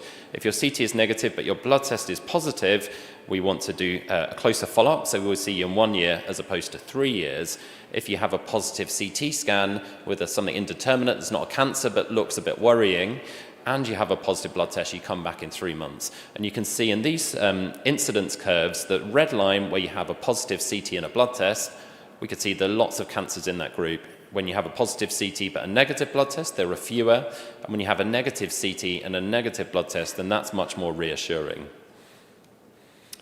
I won't elaborate too much on this slide, but essentially this probably won't stop with blood. We're seeing lots of work around breath tests, sputum, in other parts of the body to do with feces and urine. So I think we're going to see these biomarkers evolve. And I apologize, this is quite focused on lung, but I want you all to think within your own specialties, how does this apply to those cysts, those polyps? The same concepts broadly apply to many of the other cancer types. To bring it back to the oncologists, one thing we saw during the pandemic when it was hard to get bronchoscopies and biopsies, actually if you could do your NGS by blood up front, then many of these patients might have had that signal to indicate which tyrosine kinase inhibitor they needed. And so this was a study with Sanjay Poppet at the Marsden that said actually you can really speed up how quickly you get to that point of treatment just by doing an NGS blood test up front, compared to the pink line there, which is if you use standard of care tissue approaches. So again, this is an early stage approach, but I think we're going to see more around this. I'll move on now to more about AI. I'm going to focus on the imaging side of AI. There are many elements in which we are seeing AI develop in healthcare, but I want to present some examples how perhaps this might influence early diagnosis. So we can see already we've talked about biomarker analysis, and actually that first liquid biopsy test in the Gallery study that uses a machine learning algorithm to try to optimize the results that it's seeing. If we think about what an AI might do, so in the everyday world, you're seeing it in your phones and your maps. In the medical setting, we're trying to think, okay, how does that help with our curation of the imaging? How does that help to locate the lesion? So if you're thinking clinically, these are very similar things, right? The radiologist is looking for the area of interest. How do we classify whether something is cancer or not a cancer? How do we risk predict or prognosticate in that setting? And so actually, talking about the lung cancer screening program again, we've done about 300,000 CT scans in that program. That's a huge amount of radiology resource that's needed. And so what we mandate in the protocol there is that there has to be some computer-aided detection. This is one of the packages that we use. This one is AI-based, it's commercially available, it's very widespread. So actually we're already seeing the AI deployed in a very simple way, just to light up that spot on the scan. You see the little blue dot there to show you where the cancer sits. That way perhaps the radiologist is less likely to miss something important. For those familiar with lung nodules, but I'm sure the same is true for cysts and for polyps, often we get these that some we know are clearly cancer, others maybe just need a scan a year, and we get this sort of grey area where we're not quite sure. It maybe looks a bit suspicious, it's a bit too large. We don't know always if we want to subject that patient to a biopsy. And so we use these kind of flow charts. This one's from the British Thoracic Society, and I'm sure your societies have similar things, in addition, lung rads in the US. And so trying to think about how we segregate out these models in a more efficient way. We already used the Brock model and the Herder model to do that. And we can see in this graph that the performance of those existing models actually isn't fantastic. It depends on the particular setting, but what we could potentially do is if we can use an AI approach to try to classify whether this nodule is likely to be malignant or not, perhaps we could improve the number of patients that we're sending for biopsy or we're reassuring with a scan. And so if you're a patient who's waiting for a one-year scan and perhaps the AI says there's a very low risk of cancer, that might really help to reassure people. Just to sort of think about the context, if you had an AI tool now, if I said to you, here's a test on your iPhone, it will tell you if this nodule is cancer or not. How would you use that? You would assume that maybe it won't be 100% accurate. No radiologist is, and I don't think we can assume the AI tool would be either. But you could say, well, let's use this first. We haven't got enough radiologists. Let's say we'll apply our AI test as a triage, and then we'll put that up front, and we'll send all the worrying scans to the radiologist first. We might say, actually, well, our radiologists are very good and we respect them and we want to really use their expertise first, but occasionally they get it wrong. So we'll use a safety net with the AI and we'll just check all of their scans, and if they miss a cancer, we'll use that as a training opportunity and we'll just make sure that we don't miss any cancers. So thinking about, is this going to be a first test, a second test, potentially concurrent with the radiologist? So you say, here's the thing the computer thinks, what's your expert opinion? So I think that bit hasn't yet been resolved. I think thinking about the remit in which you might apply these things is also very important, because by the time the technology is developed, you've also got to commercialize these things. So if you think about the algorithms that are out there, somebody will turn that into a software product and want to sell it. So trying to think about the clinical setting in which it might work is going to be really important for their success. So in the lung screening setting, we're seeing lots of activity because there are all of these CT scans that nobody quite knows what to do with. So we can imagine that that kind of context is where we should be focusing some of our efforts. Thinking about it though, we train perhaps an AI on a little white round thing in the lung, so a lung nodule here. You can see at the bottom, that's maybe standard. What happens if something's a bit more patchy and looks a bit more hazy? Will the AI still be able to perform if we change the clinical cohorts slightly? And trying to think about, there's lots of hype there, how do we focus on the areas where it's most important? I think one of the things we're starting to see now is, for example, in this Dulce study, we have a package that we can install on the computer that has an AI within it. And so rather than it just being sending the data to the scientist to see if they can develop a model, how do we put that in front of the clinician to see how they can use that? So starting to develop these trials and more sort of closer to the patient studies is going to be really important. In this particular case, you're presented with this graph where green is reassuring if they have a low score and red makes it more likely to be cancer. We're thinking in this study, okay, how does it influence the behavior of the MDT? And this study is going to be really interesting when it reads out. In the lung screening data where we have the several 100,000 CT scans, we have the DART initiative, and this actually combines multiple different work packages. So we can try to set up essentially a very big biobank of all of this data. And then we hope that in the future then, as we start to see these better software packages, we're ready to say, okay, well, this one definitely works in lung screening. This one perhaps is not working quite as well. This one needs a blood test added to it, and we've got these blood samples then banked to try to do that. So I think that's going to be really important when we're thinking about how do we want to take AI forwards. Are we setting up our clinical studies so that when somebody comes along with the new software, we have all the images already stored, we have the data very well curated and annotated, and we have the blood samples and the FFPE tissue samples in the freezer. Other challenges we see, so this is the Google lung algorithm, so we can see the line here is how well that's performing, so it has an AUC of 94%, that's pretty good. The dots are the radiologists, and we can see that the AI outperforms the radiologists and sort of to different extent, and I guess you're going to get expert radiologists and some that are less expert, so that's in the first graph just behind my shoulder here. On the other side, you can see actually that graph is less good, and that's what happens if you try to give the AI two scans, so the baseline scan and the scan 3 months later. It's not very good at comparing what happens on a single scan and can you see the tumour grow. So any of you could probably look at a lung scan and say, well, that one got bigger, that one's more likely to be cancer. And so actually the radiologist and the AI are much more close together in performance. So although we can develop something that works on a single scan, how do we put that in the real life setting? But does it always have to be as complicated as a CT scan? Actually, this is a really important study that looks at chest x-rays. So one of the challenges we have in the UK, we're doing so many chest x-rays with a stretched National Health Service, we can't report them fast enough. So it can take 2 weeks, 4 weeks before somebody looks at that chest x-ray and says there's a cancer. By that time, the patient's left the department, the tumour has grown, and it's going to take us time to make that diagnosis. So in this study, there's a randomization that says, well, if the AI says it's abnormal, we'll put it in front of a radiographer, and that radiographer will then say, yes, it's abnormal, give it to the radiologist, request a CT scan. So on the same day, the patient gets a CT scan. And that 2 weeks saved might be really important for that patient. It might make the change of stage of 1 or 2 stages. Thinking about other contexts where this might work, this is one of my PhD students. One of the great things I think in clinical oncology is that they already draw around the area of interest. So one of the challenges is actually trying to annotate these things. We have this data already ready. So for those patients having radiation, we could potentially try to understand, is this patient more likely to recur? Can we try and think about how that changes how the radiotherapy is used? And we can see here that the AUC was around 0.8 for whether there was recurrence. I think this is another area that hasn't come on quite as rapidly, but I'm sure we're going to see. All of you would have seen things like deep fakes in the news, so the generation of images by generative AI that aren't quite what they appear, so the Mona Lisa smiling or something like that. What we took here is to try to understand, okay, for CT scans that have contrast or don't have contrast, it's quite hard to run an algorithm when you've got scans of different types. What we asked the AI to do was essentially turn the contrast scan into the non-contrast scan or the non-contrast scan into the contrast scan. So you've got the same image to make it more comparable. Again, this is sort of early work, but I guess clinically, could there be a role there if you're used to seeing contrast or you don't want to see contrast, you're trying to get people through the scanners? Again, how can we use AI to change the way that we're using medical imaging?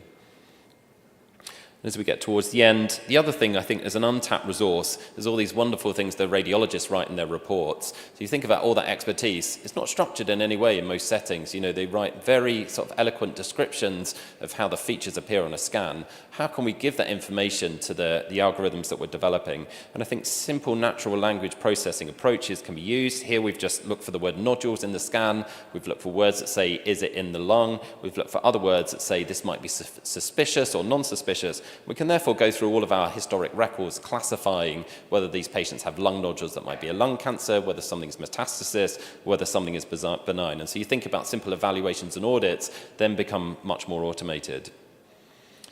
But obviously, with all of this hype, we have to be really careful about thinking about how we're using these things. When we developed our historical cardiovascular models, many of those were biased in the populations they picked. So we mustn't make those same mistakes when we develop our AI algorithms. We must think about the data sets we train these algorithms on to make sure they're truly representative. We have to think about security. If you need large numbers of data sets, it's very difficult to transfer a large number of imaging sets around. So developing federated approaches where the data stays within the hospital and the algorithm moves, or thinking about advanced methods of encryption will be important. And obviously these are huge files, and how we think about how we're going to manage that scale of data. I think one of the other challenges we often see in research is that everyone has their favorite approach. And if we go training these AI algorithms in different ways, we're collecting different data sets, it makes it much harder for us to collaborate. And I think that's something we need to improve in the future as well. So I guess some of the take-home questions on the AI bit is, can the AI support the non-radiologist reporting? Can it support the radiologists in training? There are many of you here that will be sort of your national experts. What about those who are less privileged to have that training? How can we really develop their skill set, perhaps using AI to underwrite that? Is there like an easy cancer and a hard cancer to diagnose? Is there going to be a difference between what a clinician can do and what the AI can do? Does it matter that everything is quite the best quality, and how do we develop that? Would there develop a two-tier system? And just to acknowledge some of the people that have contributed to this data that work in the early diagnosis centre back home. Thank you very much for listening. I'd be really happy to chat to people afterwards. It's really a great privilege to be here, and I'm very grateful to have been invited. Thank you again.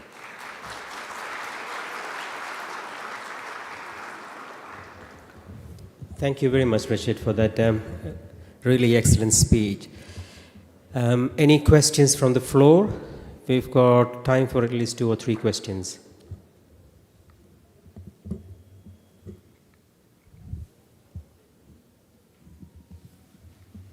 Does the panel members have any questions? Dr. Luigi, this while we're waiting?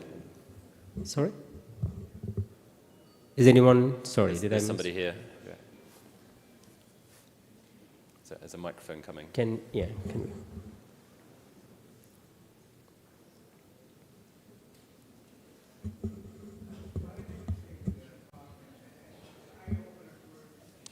I think the mic is not on, I think.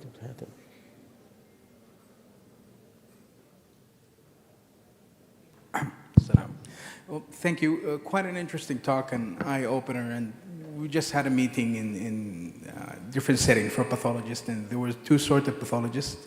Pathologists who are not using, AI, and these will disappear after some time, and those who use AI, I think they will survive.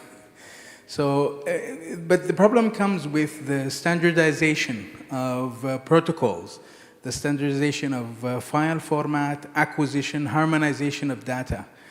I mean, can you share your experience in that regard, since you're maybe ahead a couple of years from our system? So yeah. I apologize for not mentioning much about pathology AI today, because that really is another cutting-edge area. I think you guys are the experts in standardization. I don't think you can go to any pathology lab without the pathologist telling you about how important it is that things are calibrated, that are standardized. So I think the point you make is really important. I guess there are, so for example, the World Health Organization has some standards about how we look at how we're doing AI and potentially define benchmarking approaches. So there might be a certain level that's expected. Thinking about how you compare the different algorithms, I guess you need to set the characteristics by which that we feel is most important. So I guess in your world, that might be about how the staining has to have a particular characteristic, a particular percentage. You could subject the computer to the same.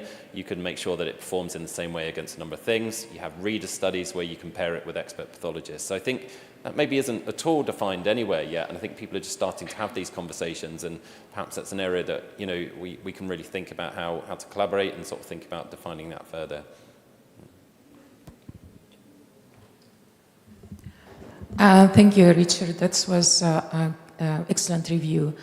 So my question that you clarified clearly that for the pulmonary nodules and for suspicious lesion, the combination between the screening CT and also the biomarkers, either ctDNA and the AI, can help us. So as a validity and what we are doing now, so the main point that ctDNA still it's not validated, and we do have plenty of assays for it.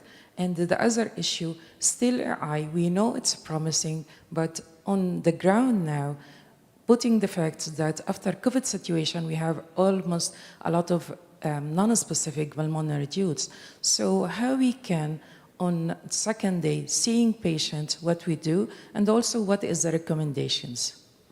So I guess any innovation takes time to adapt, and I guess what we need to see is how can we make those small first steps. So I think for me, as you say, these tests aren't validated, therefore it is research. We design research studies and we try to make sure that that's prioritized. I think sometimes you see people see the hype and they think, let's buy this piece of software and then we'll install it in all of these hospitals, and that isn't going to work very well. So I think the key thing is, what study do we need to undertake? How do we set it up to be successful and make sure the design is really robust using our existing experience and take that forwards? I guess the other point I think you were making is, when we have a reliable approach that already works, we have to make sure that we keep that protected, but then we try to improve it with the other approaches. So in screening, I guess it's really quite formal, isn't it, that we always approach things in a particular way, and then we have to think about how we evolve that model. I'm not sure if I quite answered that. Yes, I do have also a point regarding the sensitivity test. It was on the stage 1 about 26%, comparable to 95% for the ctDNA, which is a reality. The more shedding the cells, the more we can find. So the question on the screening part, patient with stage 3 and 4, they already have a disease and they are symptomatic. And we have a morphological, and also we can see it on the scans. So what is the importance for the ctDNA can add it to me, especially in stage 1, it was only 26%.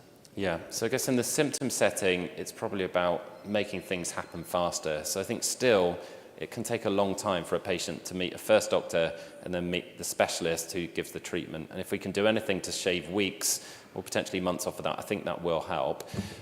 In the screening setting, that's much harder. And you know, so we're really having those arguments now where, let's say the healthcare leaders see these technologies, the companies say these are amazing, and we're saying, but you know, is that number good enough for you? You know, and that comes down to health economics and ethics. So, you know, how much do you want to pay per patient diagnosed? How much might that save you? How much can the health system afford? And I think that in the end, that's one of the ways that you have to start to address things. That becomes very ethically difficult then if you've got something that works in a small group, but you can't afford to apply it to that group.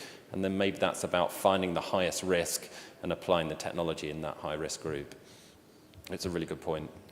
Thank you very much for the interesting discussion. I think we, in the interest of time, will have a short break for Isha prayer. And then in 15 minutes, we'll come back and join and then continue with the rest of the program, inshallah. Thank you.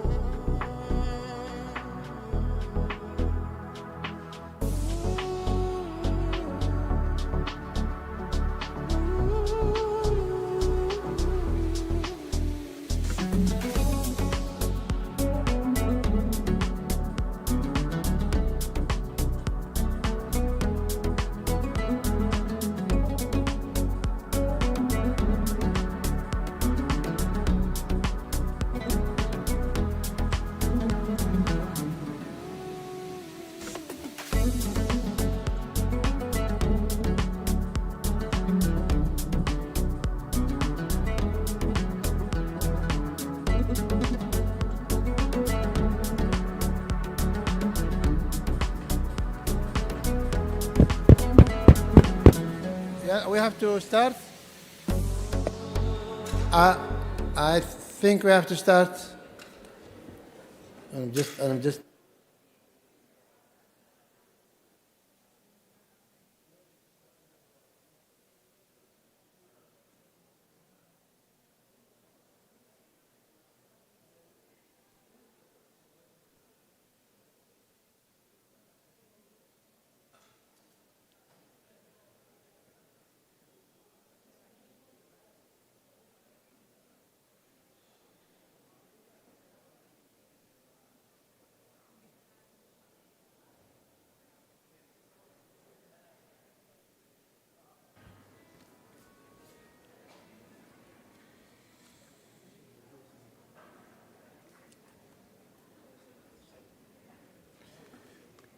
Okay, let's resume the activity. We'll continue our AI session, and the next talk will be AI in healthcare, given by Professor Rashid Mahmoud.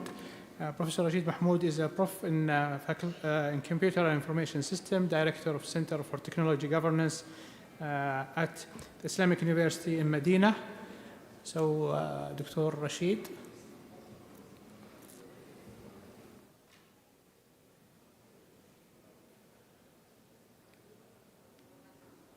Okay, Assalamu alaikum everyone. Thanks for inviting me. So the aim of my talk is to give an overview. Can you get I will closer not to be the going. mic? Yes. I Can will you get not closer to the mic? bit far. Okay. Yes. Okay, so the aim of my talk is to give an overview. I'm not going to go in detail. So I work in high performance computing, which is about solving large problems and solving them fast, about speed. So I have a large number of slides, and I'm going to go with the speed. So brace yourself. Okay, so I have a number of case studies, which I will go through quickly. So there's skin lesion detection, COVID-19, co-create healthcare services, and others. And then I will talk about future of healthcare. Skin lesion detection, okay, I skipped this one and I just go to the figures. So here we have a scenario where we have a number of applications. You can see on the bottom, healthcare, airports, agriculture, energy, and so on. And as we know that these applications have to work together. Now we are living in a convergence era where applications talk to each other, otherwise they cannot deliver the next generation services. So we have these applications, and then we have cloud computing, and because clouds are far, they provide you large amount of resources, but they are far, there's a high latency, so we need to develop infrastructure in between in order to provide services at the edge, means on your mobile phones or whatever devices you are using. So here's a prototype. So we have some machines, laptops, machines, and we have some smaller devices, and we have Google Cloud. So here's the name of the machines. As I said, I will be going fast because otherwise I cannot cover it. So here's the reference architecture. What we can do, we can select an application, and we can get the data sets which we want, and we can design models and service use cases and provide services. These can be validated through professionals, through benchmarking, and users can access these services. So here's a case study which we did on skin disease diagnosis. So there are some classification of diseases, and we have 22 services providing skin diseases, 4 services based on the software architectures on different hardware platforms, using different networks, and using different deep learning models. So here's again, I will not go through this one, and this is a generic reference architecture where you can basically develop services for any disease. And here are the 22 services and their details. For example, we look at energy, latency, and different things. And anyone needs slides, I will be able to provide them. It's okay. So here's the design of our software. I will not go in detail because this is not the place, but still I wanted to highlight. And here are these classes which I mentioned earlier, and the number of images and so on about the data set. Here are the models, deep learning models, which we use. Here is the user interface. So basically, you can choose different service type, different networks, and so on based on your requirements. Or you can provide your preferences, and it can automatically select for you. So a use case, for example, is a clinician want to check skin disease, and he's or she is sent image, and she is trying to diagnose it. Okay. So again, I will not go through detail, but I just wanted to highlight there is a lot going on in the background. For example, how much processing it is taking, how much time it will take, what kind of network time it will take, what kind of data transfer rate will be there, what kind of energy consumption is there, because future is about sustainable design, and E-values, that what kind of values you can get from there. Second case study, detecting government pandemic measures and public concerns. We did it during the COVID-19 time. I will not talk here, but I will show you this one. So for example, this is we detected these all events automatically. So what you see from the left-hand side is that COVID-19 starts, you are instructed to stay home, then prevention measures have been started by the government. Government is offering loan to provide financial sustainability. Hospital treatment has become an issue because of the COVID-19. People are not going there. Quarantine started, mobility has been reduced, curfew has been enforced, salaries have been, the government is announcing salary incentives for the people who need it. Quarantine ends, hospital treatment ends. 5 daily prayers which were banned in the mosque, they have been started, restored, and back to normal. So here's the different concerns which we developed, which we detected, and their time-based profile. Again, I will not go in detail. This map shows in Saudi Arabia where these cases are, and the size of the circle shows how many cases are there, and the location shows where they are. So how do we do this? This is the architecture. Again, I will not go through detail because data is large, so therefore we use high-performance computing resources, and that is able to bring down the time. Third case study, Musawa, which is you can co-create healthcare services from Twitter and other data through natural language processing. We use the cancer case study, but you can do any other case study. Why we want to do that, I'm not going to go in detail. I will just directly go to what we have detected. So, for example, in cancer, we can see on the left-hand side there is prevention. So we have symptoms, we have early diagnosis, prevention, control, causes, and screening. In treatment, what kind of treatment people are going through, socioeconomic sustainability, how financial support is working, what kind of government support is being provided, importance of information availability, and so on. So then we zoomed it into different angles of the disease. For example, causes, so we detected these causes. Symptoms, we detected these symptoms. Prevention, we detected these things. So these are from the talks being on Twitter. And what stakeholders are there, so we detected them. Another case study on DNA profiling. So I will not go in the history. Okay, so basically this was introduced in 1985 by Alec Jeffries. So what you can do, for example, it can be used for criminal investigations by profiling the DNAs, disaster victim identification, missing person investigation, and paternity tests. So what do? We collected some data which was available online, and we used machine learning to find the number of unknowns in the data set. Means that you have a mixture and you want to find that how many unknowns are there in the mixture. So these are results, as I said, that I'm not going to go in those details. We also worked on DNA profiling using by computing likelihood ratio. So we worked on more than 10 unknowns. When we did this work, only 4 or 5 unknowns means that there is a mixture, there are only 4 or 5 unknowns. That was considered. We went up to 10 unknown. We used 3,000 cores, and we were able to bring the time down from 5.8 days to 2.7 hours. Detecting diseases from Twitter, general detection. So here's what we detected. So you can see that the highest number of, the largest number of tweets which show that which disease is most prevalent is 30% diabetes, and after that the hypertension, and then dermal disease, and then heart disease, and then cancer is 2.63%. So that was pre-classification. This is post-classification, and we looked at different cities and that what is the prevalence of disease, and we found, for example, that Taif was the most healthiest city in whole Saudi Arabia.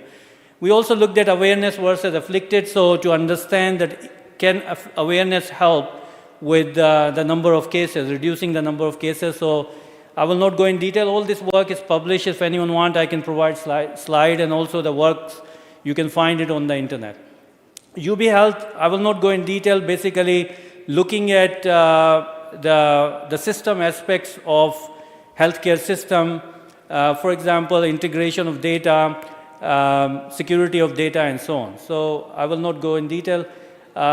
Psychological health, we looked at, we did work using Twitter again. We use different kind of data. We have used, for example, academic data as well, using NLP. I will not go in detail. This is the architecture, how we do it. So for example, we are able to see on the left-hand side individual factors. There's anxiety, sadness, and so on. On the right-hand side, social and economic factors, and so on. I will not go in detail. One of the things we did was that we tried to look for correlation between different medicine and different aspects of the disease to understand that what kind of medicine is being used and if there is any correlation. As I said, I will not go in details. Okay, so then we also looked at education during COVID-19. So I will directly go here. So what we are doing here is we collect data, and so this is on education governance. So we propose a framework that we can have an autonomous system which can continuously collect data and provide governance parameters for education during COVID. And of course, it's applicable to other things as well. So, for example, in success factor, we have in-class pandemic measures, we have awareness activities, supporting online learning, commending stakeholders, and so on. So basically, by finding this information, we can inform the government that what is working and what is not working, what are the challenges, and so on, so that they can devise appropriately the new policies. Again, this is time-based graph of the data, the events that we collected. Okay, so healthcare challenges, access to care, affordability, and rising costs. So I just thought that I mentioned some healthcare challenges, trends, digital health and telemedicine, wearable technology and IoT, mental health, for example. So future of healthcare, so I think I have 12 areas and I will go through them quickly. So first one, digital health and telemedicine. So this was one of my aim to talk about the technologies which are going to be important in the future. So digital health and telemedicine, so it's revolutionizing patient care through technologies, enables remote consultation and monitoring, empowers patients in their own healthcare. Artificial intelligence and machine learning, I mean, most of the work, actually all of the work we have done using machine learning. So we know, and Richard presented his work as well, and we know that machine learning is becoming very important, so we can do different things. Precision medicine, so it can revolutionize healthcare using genetics and so on. Regenerative medicine, using such as cell research and tissue engineering. Healthcare interoperability, this was mentioned as well in some questions, I think, are related to this. So interoperability is very important. If we have data and they are in silos, it is difficult to bring them together. And if we can bring them together, then we will be able to reap the benefit of the technologies. Sustainable healthcare, very important, as we know that there is impact of the modern healthcare on the environment. For example, the plastics which is being used, the medicine which go in the water and killing the aqua life and so on. So this is important that we develop technologies which are considering these, as well as we use renewable energy and so on. Global health initiatives, as we have seen, such as Bill Gates and WHO is talking about these things, so how we can develop healthcare strategies globally and control, for example, pandemics. We know aging population, this is one of the areas. Mental health has become very important for some time, so technology can help there. So this is, I think, the most critical now, which is becoming most critical, is regulatory and ethical considerations. There will be a lot of work on that. I mean, if you are using AI to predict cancer or any other diseases, and if it is not working properly, then who has the liability and so on. So this will become very important. Healthcare education and workforce development, as we have new technologies coming, we will have to develop new workforce. Patient empowerment and engagement. So this is one of the areas that engagement is very important, because you can develop treatments, but how these treatments are given to provided to people, and the pathway management, how you connect to them, how you engage with them, this is very important. So conclusions, we are in unprecedented times and exciting times, and let's work together to make the world a better place. We are running some special issues, one in neuroinformatics, neuroimaging, data sharing and privacy, as well as the application, the other one in toxics. Both are related to healthcare. These are my details, different pages, and that's all. Thank you very much.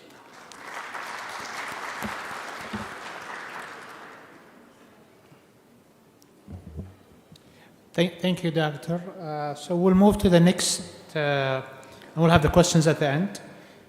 So we'll start with the KITE, the industry sponsorship talks. The next is KITE sponsored talk. Will be given by Dr. Al-Fadl Al-Shaybani. Dr. Al-Shaybani is attending physician at King Faisal Specialist Hospital in Riyadh with an interest in lymphoma. He will be addressing updates from American Society of Hematology 2023, highlights in the role of cellular therapy in relapsed refractory diffuse large B-cell.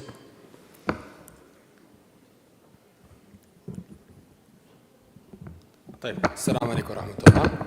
My name is Al-Fadl Al-Shaybani, consultant hematology. I'll be more than happy to discuss basically the advances in CAR T-cell therapy and the recent ASH updates.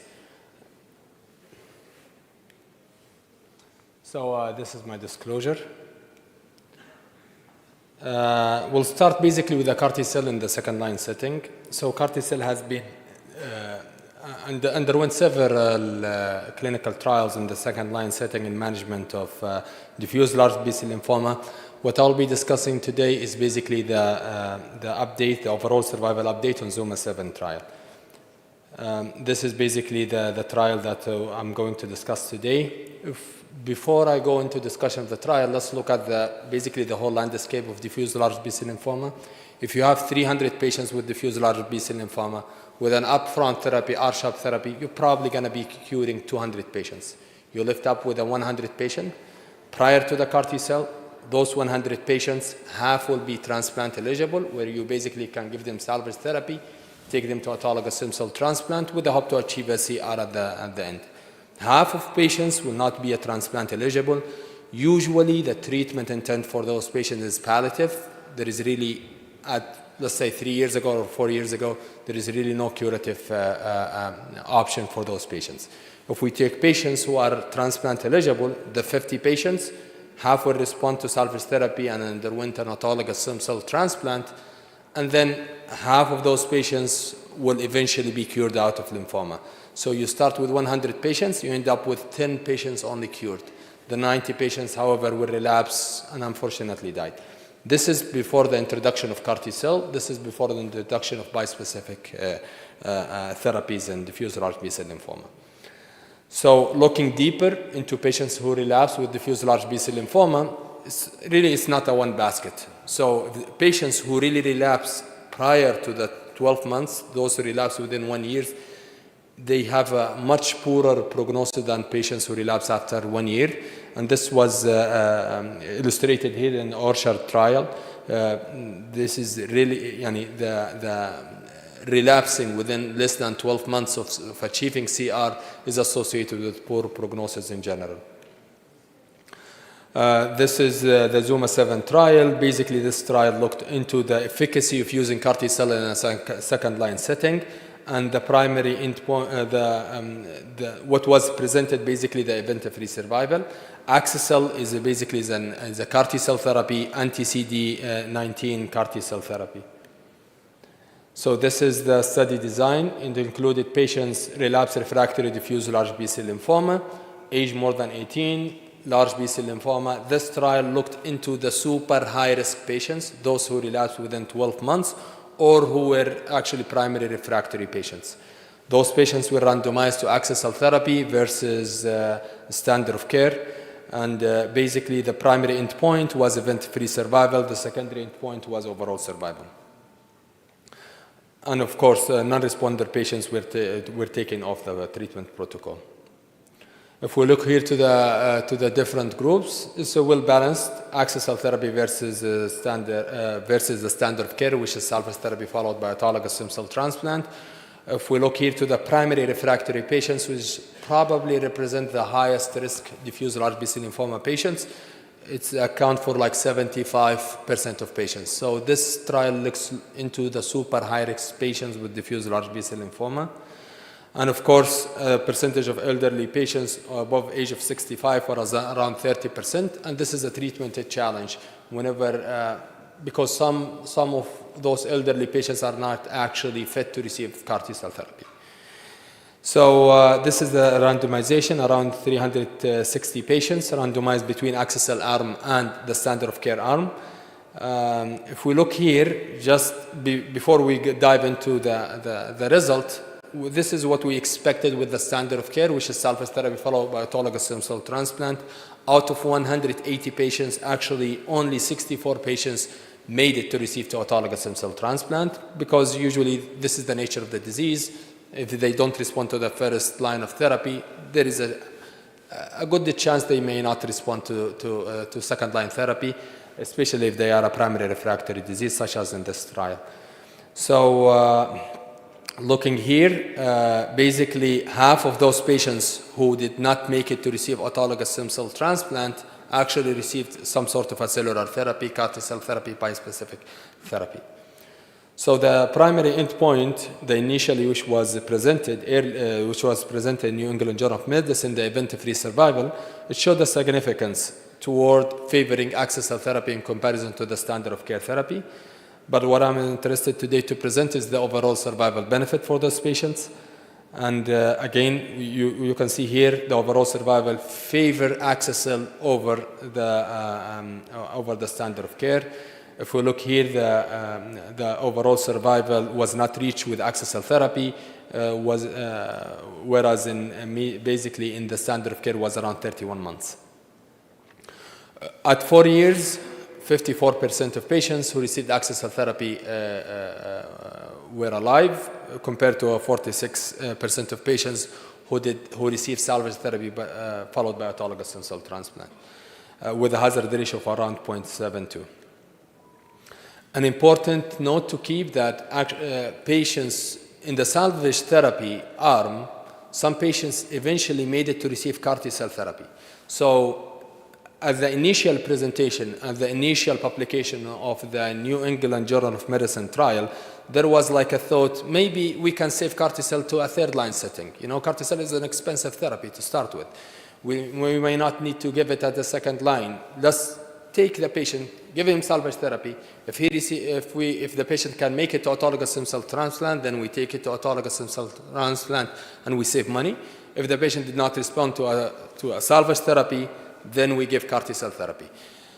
This is where the overall survival data actually concluded or ended this debate. Giving CAR T-cell therapy and salvage therapy is associated with an overall survival benefit rather than taking patients to salvage therapy or autologous stem cell transplant. And this basically looks into the nature of the disease.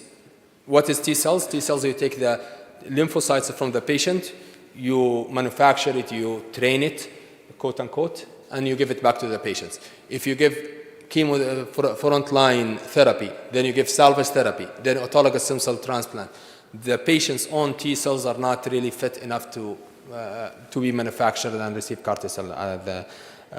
This may have contributed to the results. Looking here at the overall survival, favors axi-cell therapy, especially in patients with a high IPI score. This is the hazard ratio of around 0.5, the progression-free survival. Median progression for axi-cell therapy is around 14 months compared to around 3 months for the standard of care. This is at 4 years, 41 patients with access cell therapy were progression-free survival versus 24 months. And if we look here to the safety, yes, majority of patients had some sort of a CRS, cytokine release syndrome, but patients who had CRS more than grade 3, which can be life-threatening, is around only 6% of patients. طبعا definitive therapy-related mortality was around only 1 with the access cell therapy. So this trial really did sort of a paradigm shift when it comes to diffuse large B-cell lymphoma therapy. Axi-cel now is an approved treatment in a second-line setting in diffuse large B-cell lymphoma patients. Then this begs the question, what about elderly patients? Those patients above 65 years of age or above 70, those patients which we typically don't take them to autologous stem cell transplant, does really CAR T-cell play a role on those patients? This is Azuma 7 updates that looked specifically into elderly patients, a subgroup analysis. And I will not go through the background because I just basically looked at it. But basically what we can see here, this is a primary overall survival analysis for patients above age 65 and above age of 70. This is the study design which I just described. So there was a planned subgroup analysis for patients aged more than 65, and there was a sort of a post hoc analysis for patients above age of 70. طبعا they used multivariant analysis looking into many different risk factors such as age, molecular subtypes, LDH, tumor burden, and the age, of course, was the main factor that they looked at. Looking here, patients with elderly more than 65 and their disease characteristic, you see here the primary refractory is still majority of patients were actually a primary refractory disease, 73%, which is similar to the overall study population. Looking here, progression-free survival with axi-cel versus the standard of care, favor axi-cel therapy. Overall survival with axi-cel therapy was in patients above age of 65 was around 43 months compared to a standard arm of 19 months. And the same for patients above age of 70, around 24 months compared to around 11 months. Looking at multivariant analysis, axi-cel therapy, overall survival, of course, benefited or was in favor of axi-cel therapy in comparison to standard of care, which is salvage therapy followed by autologous stem cell transplant. This is for patients above age of 65. Progression-free survival for patients above 65 was pretty significant, was around 28 months in patients above 65, and in patients above 70 was around 11 months. Looking here at the side effects, which is a very important factor we look at when we treat this aging population. Incidence of CRS, more or less the same, any CRS, but however, the graded or the life-threatening CRS is around only 8% of patients. So conclusion, axi-cel therapy prolongs survival in patients more than age of 65 and more than patients age above 70 with diffuse large B-cell lymphoma therapy. Let's shift gear and now talk about follicular lymphoma. Follicular lymphoma, this is again a study that looks into axi-cel therapy in patients with relapsed refractory indolent non-Hodgkin lymphoma. This is a 4-year follow-up of Azuma 5 trial. The objective was a trial to look at basically the outcome of axi-cel therapy in indolent lymphoma. Majority were follicular lymphoma, some had the marginal zone lymphoma. This is the study design, included around 159 patients. Majority of patients with follicular lymphoma, grade 1 to grade 3A, or marginal zone lymphoma. The primary endpoint was overall response rate. The secondary endpoint was CR rate, progression-free survival, and overall survival. All patients were leukapheresis, received lymphodepleting agent, eventually received axi-cel therapy. This is a 4-year follow-up on this trial, and looking at this trial, the median follow-up for patients was around 52 months, so it's a pretty long follow-up for those patients. and the overall response rate was around 90%, with around 75% of patients achieving CR rate. This is kind of a busy slide that looks into different endpoints, the duration of responses with axi-cell therapy, the time to next treatment, progression-free survival, and overall survival. And all of these were really significant. And this is not a randomized trial. This is a phase 2 trial. But for overall survival part, it was not reached with axi-cell therapy. For progression-free survival was around 57 months. So among patients who achieved CR, it was a durable CR. Median duration of response was around 60 months. And patients who had a partial response had a median duration of response of around 5 months. Median progression-free survival, as I mentioned, around 57 months. In patients with follicular lymphoma, is around 46 months for patients with marginal zone lymphoma. A very important point is that we typically look at follicular lymphoma, we classify them into two groups: patients who progress within 2 years and patients who progress after 2 years. And patients who progress within 2 years usually associated with a worse prognosis. But however, this applies mainly to chemotherapy. This does not really translate into the axi-cell, the CAR T-cell, or the bispecific therapy. With axi-cell therapy here, we see that even on patients with follicular lymphoma who progressed within less than 24 months, they still achieve a high CR rate and a high progression, median progression-free survival, similar to patients who progress after 24 months. The median overall survival was not reached for both subtype, follicular and marginal zone lymphoma. So this basically ZUMA-7 again stressed in the importance of the durability of response in CAR T-cell therapy, the availability of CAR T-cell therapy for follicular lymphoma patients and marginal zone lymphoma patients. And a safety outcome was similar to the previously reported data. No new safety signal was observed. Putting randomized controlled trials aside, what about real data? This is the French. This is looking into the French registry. Patients with who received axi-cell therapy for diffuse large B-cell lymphoma. Axi-cell therapy already demonstrated efficacy. This axi-cell therapy was used in France for the indication of a second-line therapy since July of 2022, and this was presented in ASH. So basically, they retrospectively looked into patients who received axi-cell therapy under the early access program in France. Vast majority of patients were primary refractory. Patients also received bridging therapy. Bridging therapy was not part of the ZUMA-7 trial, but however, in real life scenario, we always use bridging therapy because it takes time for CAR T-cell to manufacture. Again, no new toxicity signal was observed. Early assessment was seen here. If we look here, around 300 patients enrolled. The time from basically the brain to vein time, which is the time at which the patient case is discussed at the multidisciplinary team, to the time the patient received CAR T-cell therapy was around 55 days, which is similar to what we have here in Saudi Arabia. I would say probably it's a 55, if not lower, days of time from brain to vein.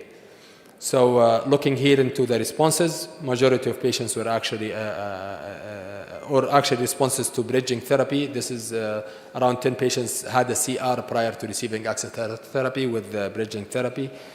If we look here to the patient characteristic, majority of patients were actually advanced stage. Majority were diffuse large B-cell lymphoma. It included as well primary mediastinal B-cell lymphoma and other high-grade B-cell lymphomas. Looking here at the toxicity, CRS was around 87%, similar to what was seen in ZUMA-7 trial. However, grade 3 or 4 accounted for minority of patients, around 12%. And again, grade neurotoxicity around 12% as well. If we look here to the outcome, majority of patients, CR rate was observed around 65% of patients, which is similar to what was observed in the randomized setting. Partial responses was seen at around 21% of patients. So this is looking at the survival, this is looking at the progression-free survival for patients who receive axi-cell therapy, and the median, looking at the median survival of those patients. I will now talk about our own program in King Faisal. We started the CAR T-cell therapy program in King Faisal. The eligibility for this is basically this is a program for the whole country. The eligibility is patients aged between 8 and 75 with a primary refractory disease or relapse within 12 months of first-line therapy. They'll be eligible to receive therapies. Or follicular lymphoma who progressed after 2 lines of therapy, mantle cell lymphoma as well. It's another indication for CAR T-cell therapy. This really, the most important question that we ask typically for any patient who are going to be taken to CAR T-cell therapy is whether the patient can wait until he receives CAR T-cell therapy or not. Because basically waiting for the washout period, which is basically the time from the last chemotherapy until the time you can collect the lymphocyte. It depends on what type of chemotherapy the patient received. The patient received bendamustine, they need to wait for 3 months, and it even affects the quality of T cells. Other chemotherapies usually range between 2 or 3 weeks.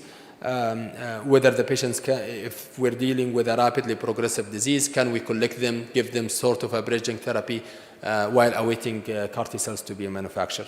This is basically the contraindications for CAR T cell therapy. If the patient has a good organ function, cardiac, kidney, CNS, heart will be eligible. CNS disease per se is not a contraindication, but I mean it depends on the volume of disease in the CNS. If it's a small volume disease, you still can go with CAR T cell therapy. If it's a huge burden, you probably may need to get the patient into remission prior to CAR T cell therapy. And patients usually discuss in a CAR T cell multidisciplinary meeting. And prior entry, patient is, despite entry, a number of patients may not make it, may not be suitable for apheresis because of a reason or another. The patient is becoming unfit, huge CNS disease. Early referral is really a key when it comes to CAR T cell therapy. And the patients can be referred through the website or through personal communication. And by this, I conclude my talk. Thank you.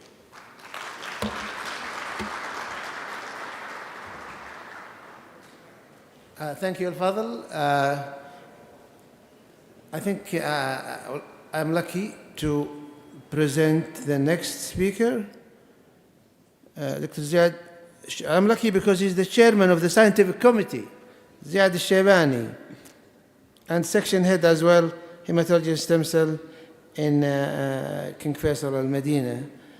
And he, as part of satellite of SOBI, Ziad will talk about challenges with third-line diffuse large B-cell lymphoma patients and their management. Ziad, okay. Thank you, Prof. Al-Muharib. Good evening, everyone, again. I will not take long. It's the end of the day. And it's hard to give a lymphoma talk after my colleague, Dr. Al-Fadl Al-Shaybani. So I will start from where Dr. Al-Fadl stopped. So if we got a patient with diffuse large B-cell lymphoma today, still we give him the first line, let's say R-CHOP. Our colleague in pathology, they can tell us if it is high-risk feature of B-cell, and usually we'll ask them if it is germinal center type, which is usually account of 8 to 9% of newly diagnosed diffuse large B-cell lymphoma. And why we ask that question? Because most of this 8 to 9%, 90%, it can be double hit or triple hit. So the challenge usually when you give your first line of therapy and your patient is relapsed in the first year, or he failed the first line, the R-CHOP. So the question will be, what is the second line? And we heard clearly from the previous talk that based on ZUMA trial, ZUMA 7, and based on the TRANSFORM trial, that CAR T cell in the second line still improve the overall survival. So that's why CAR T cell moved from third line to second line. In certain patients, when you give your CAR T cell and then patient is relapsed or because he lost the CD19, or he is not fit enough to go now for CAR T-cell, so what you can give him as a bridge, which is monotherapy. So loncastuximab or Lonca is a molecule which is anti-CD19. So the toxic agent is it's called pyrobenzodiazepine. So this is the toxic molecule. This is the part. So it is highly potent, and this will inhibit DNA repair in the cell, and that will lead to apoptosis and cell death. So in this cartoon, we can see that this is the CD19, and then the Lonca will bind to the CD19. It will go inside the cell, and then it will be lysis, and at the end it will be settle the DNA replication, and the cell will die. So the rationale of this medication, because there was unmet need, especially as we mentioned that the response rate with CAR T-cell therapy is high, but the durable response, and in certain patients who is not failed, they are refractory or failed 2 line of treatment. So Lonca is approved based on multi-center open label single arm phase 2 study. On that study there was 145 patients. It is 30-minute IV infusion. It is single agent. It is giving only with dexamethasone 1 day before, the same day, and the day after. The first 2 cycle, the dose is 150 microgram per kilogram, and then after cycle 3, the dose is 50% less, 75, and you give it till disease progression. The most interesting part is that the duration of response, we'll see it soon, but in the inclusion criteria, it include a lot of relapse refractory, heavily pretreated, compared to another trial like the trial with tafasitamab and lenalidomide. They are not including patients with CAR T-cell. They don't include any heavy pretreated. The only, I will say, exclusion, mainly the CNS lymphoma or hypersensitivity to CD19 antibodies. So the primary endpoint was to evaluate the efficacy of single agent Lonca in patients with relapsed refractory diffuse large B-cell lymphoma. So again, they include 145 patients. 70 of those, they achieve remission. And the baseline characteristic, if we can see in this, mainly it is like all the ages, so it is elderly. We can see there is diffuse large B-cell lymphoma and primary mediastinal high-grade B-cell lymphoma, double hit, triple hit, stage 4. So it is really difficult patient to treat and to deal with. The efficacy of this study, so the overall response rate was, we can see 48% or almost 50%, and the complete remission was 24%. And the median response, 41 days, so this means after 2 cycles of Lonca, your patient will achieve response. In this yellow slide, this is the follow-up after 1 year, and still we can see that even after 1 year, this remission is still there. The median duration of response, as I mentioned, there was 145 patients in the trial, 70 patients they respond, so it is like 50%. And again, after 1 year, they are maintaining 13.4. And the people who achieve complete remission from the first get-go, still they maintain the same response.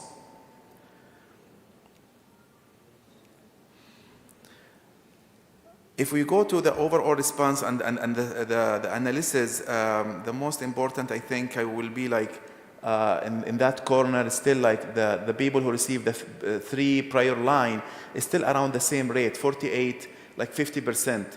So this will tell us that the drug is still able to maintain the success of the treatment even after 1 year, or even when we are looking to the subgroup analysis.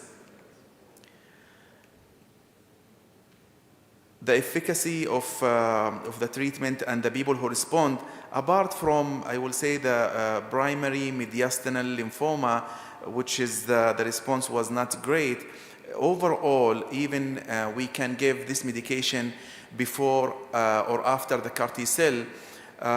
They publish in this study that even if you give CAR T cell, which is anti-CD19, you give Lonca, which is anti-CD19 after or when they have the CD19 representative in the cell is low, still the medication can work. So there was evidence of efficacy in patients who previously received CAR T cell. Still, they are overall response rate around 49 or 46%, as shown in this slide. So this is the efficacy in patients who receive CAR T cell before. So the Lonca can be given before CAR T or even after CAR T cell. And again, overall response in patients failing previous CAR T cell of therapy, and the median progression is 1.4 months. Just for the sake of the time, I will skip this slide and we will go to the CD19 expression and Lonca efficacy. Still, CD19 expression was evaluated in the cohort patient, which is LOTUS-2. So LOTUS-1 was just the dose escalation. LOTUS-2 with the availability of tissue sample obtained after the last anti-cancer therapy. So it is effective medication. It can be given before or after, and it is anti-CD19 targeting. So the safety of this medication, the major side effect is like myelosuppression, which is manageable, but elevated of GGT, the liver enzyme, which can be seen after like 5 cycles. And if it is a grade 3, what we need to do is just to hold the medication for 3 weeks.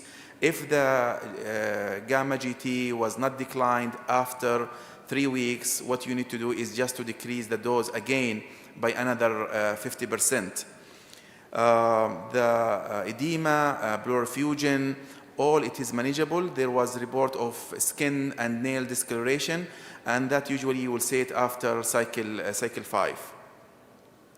So overall, the side effect is manageable, and apart from this GGT, which need to be monitored closely, and as I mentioned, that you need to hold the medication for 3 weeks.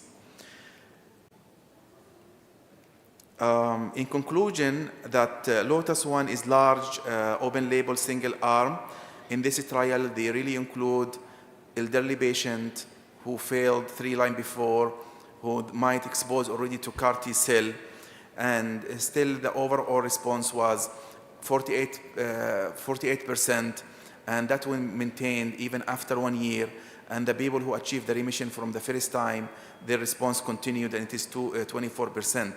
They have safety and tolerability profile, and you can treat it with previous CAR T cell therapy or subsequent to the CAR T cell therapy. With this, I will conclude, and thanks everyone for this great attendance. Thank you.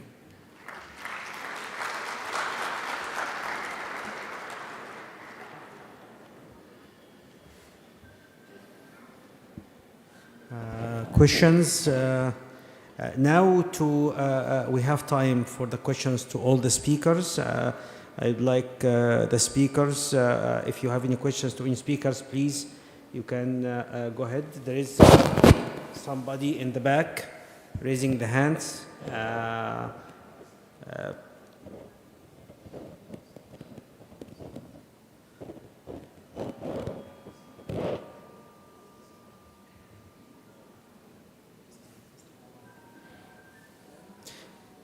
It is on that side, yeah. Please identify the questions and to which speaker, please. Well, first of all, thank you so much, Dr. Al-Fadl and Dr. Ziad Al-Shaybani for the great informative presentation. My name is Osama Khattab, oncological emergency consultant. I used to be at King Faisal Riyadh, now in Medina. The question that I have actually for both of them, we hear and we know about the CAR T cell therapy, and that's a very promising line of management for the people now. especially for such cases with refractory disease. But also on the other side, we always hear about the CRS, and that's a nightmare we usually get concerned for the patient to develop, which is the cytokine release syndrome. We have actually the ICANS scoring system that we usually use in the emergency department, and we actually identify the patient, and we know the grading system for starting tocilizumab and steroids. So usually the question comes into the brain is, do we have a way to protect those patients from developing a CRS before it happens? Thank you. Dr. Al-Fadl, Dr.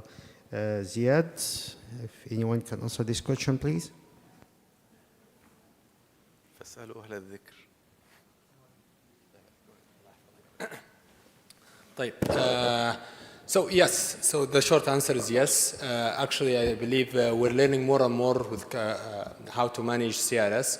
So initially, at the beginning of CAR T-cell therapy, steroid was a no-no. You cannot use a steroid because the thought was, this is a T lymphocyte. If you give a steroid, you basically will kill the patient's CAR T-cell therapy. But with subsequent researches, steroids are actually safe, that you can use it, and it has been actually shown even in trials that you can use a steroid prophylactically for patients with super high risk or high risk patients to develop CRS. This is one thing. The second thing is actually we know that for a good population of time, you can predict which patients will develop a CRS or not.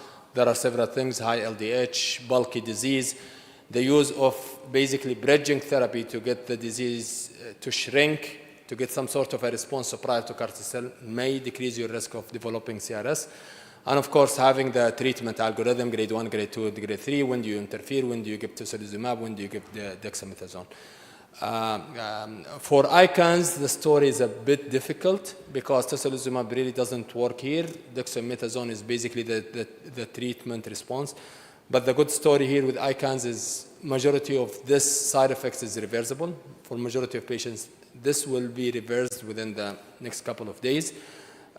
One thing is, it was thought that ICANS is related to the amount of CNS disease, but this turned out to be untrue. It's actually sort of a systemic inflammatory response with cytokine reaching CNS and causing the ICANS. So dexamethasone is a treatment of choice. I believe there are still more studies are needed to look deeper into the pathophysiology of ICANS and the way to prevent it in the future as well. I hope this answers the question. Thank you, Dr. Ziad. Dr. Al-Fadl, and any other questions to any speakers? I don't see raising hands. Any questions from the panel? Dr. While waiting for the audience, I may ask the question to Dr. Richard as well as Professor Rashid. Talking about AI, it was quite an interesting concept to integrate AI, and I think there's a huge amount of literature and interest in AI. To my limited understanding, AI modeling is based on the stats modeling and the probability questions.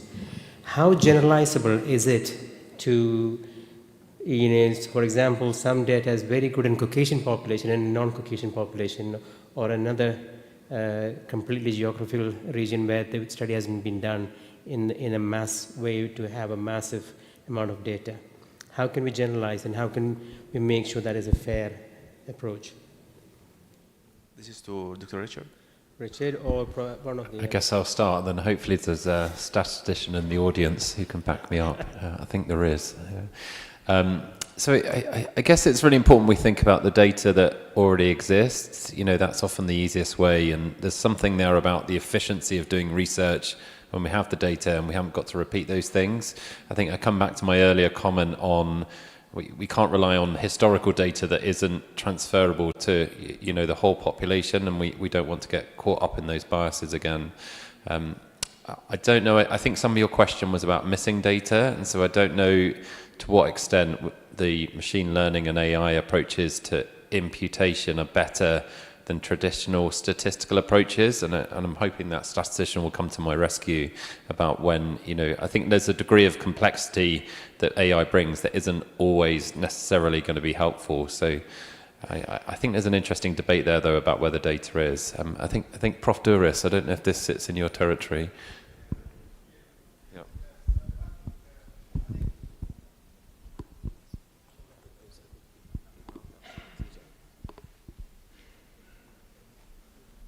I think, Richard, you're right, because for missing data, we have some assumptions around this missing data. And of course, machine learning, they don't take into account any assumptions. So there is flexibility with the statistics. With machine learning, it's data-driven, and it has to be in ideal world to be similar to the statistical methods. But multiple imputations are commonly used for clinical trials and are acceptable, and it depends sometimes on why the data are missing, sometimes is informative. So yeah, exactly what you said, it is, yeah, of course, statistics, we need statistics for, to deal with the missing data, particularly in drug development. Thanks. Thank you very much. For those who doesn't know, Prof. Abdul Duri is the head of the statistician at King's College University in UK. Dr. Richard, he has a questions. Can we pass the mic to Prof. Richard, please?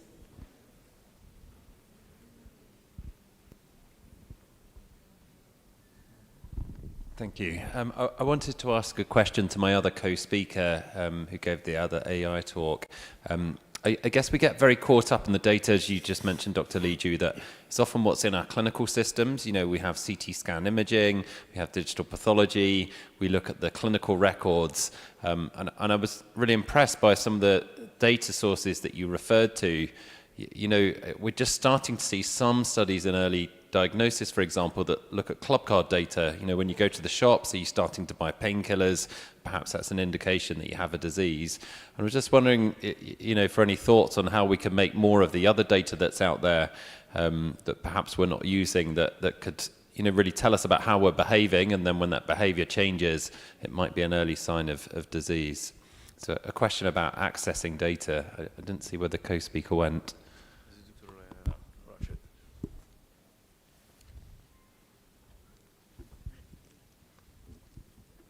Yes, thank you. Okay, so first I will talk about the first issue, which the first question from Liju. So I think that this is my understanding, and of course people can disagree with me. I mean, machine learning is going to be, or any computing system can be as good as we are. So for example, if you are domain expert and you someone brings a new image in front of you, how do you generalize it? How do you generalize your earlier knowledge with a new disease coming or new attribute coming in the image? So I think that gradually we will be able to make these AI system or any computing system, because currently AI is the state of the art or more popular, we will be able to make them as good as we are. I mean, not necessarily having the general intelligence. So this is one thing. Second thing is that if there's missing data, I think Gen AI is going to be revolutionary to produce synthetic data. We understand there are challenges, but I think that this is a space where there will be a lot of progress. So I think that generalization will be possible through Gen AI. And AI is going to get better and better. I mean, this is we expect. The question from you about bringing different data in, I think the key is just like smart cities, why we are living in this time where we have so much technology, and this is increasingly penetrating in our lives, is because there is convergence of technologies. Different areas are coming together. And now we are in, I think, in an exponential era. We can see what's happening with, you know, the NLP and multimodality in, like GPT, for example, ChatGPT and so on. So we have more and more data, and we have the ability to analyze it. We have ability to integrate them. So these data connecting with the people is very important. Because we know that, I said this earlier as well, that treatment is as good as you can, is proportional to the engagement with the people. And this was one of the things that engagement, which I mentioned in future, that there will be a lot of work on engagement.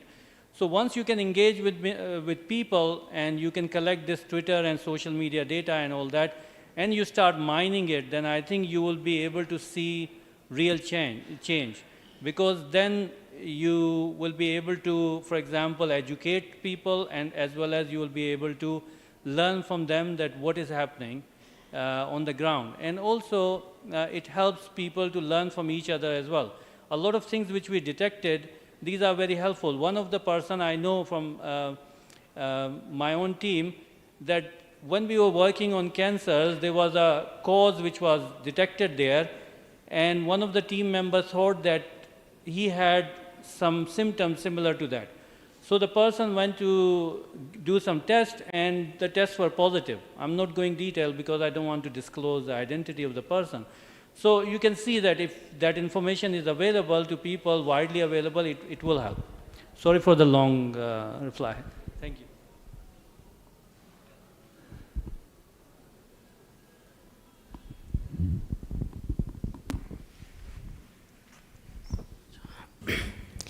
Thank you so much. My name is Mukhanto from King Faisal in Medina. I would like to have more or a bit of information in terms of the AI, especially looking at the studies that were done in the United Kingdom. I would like to know, for example, we have different populations.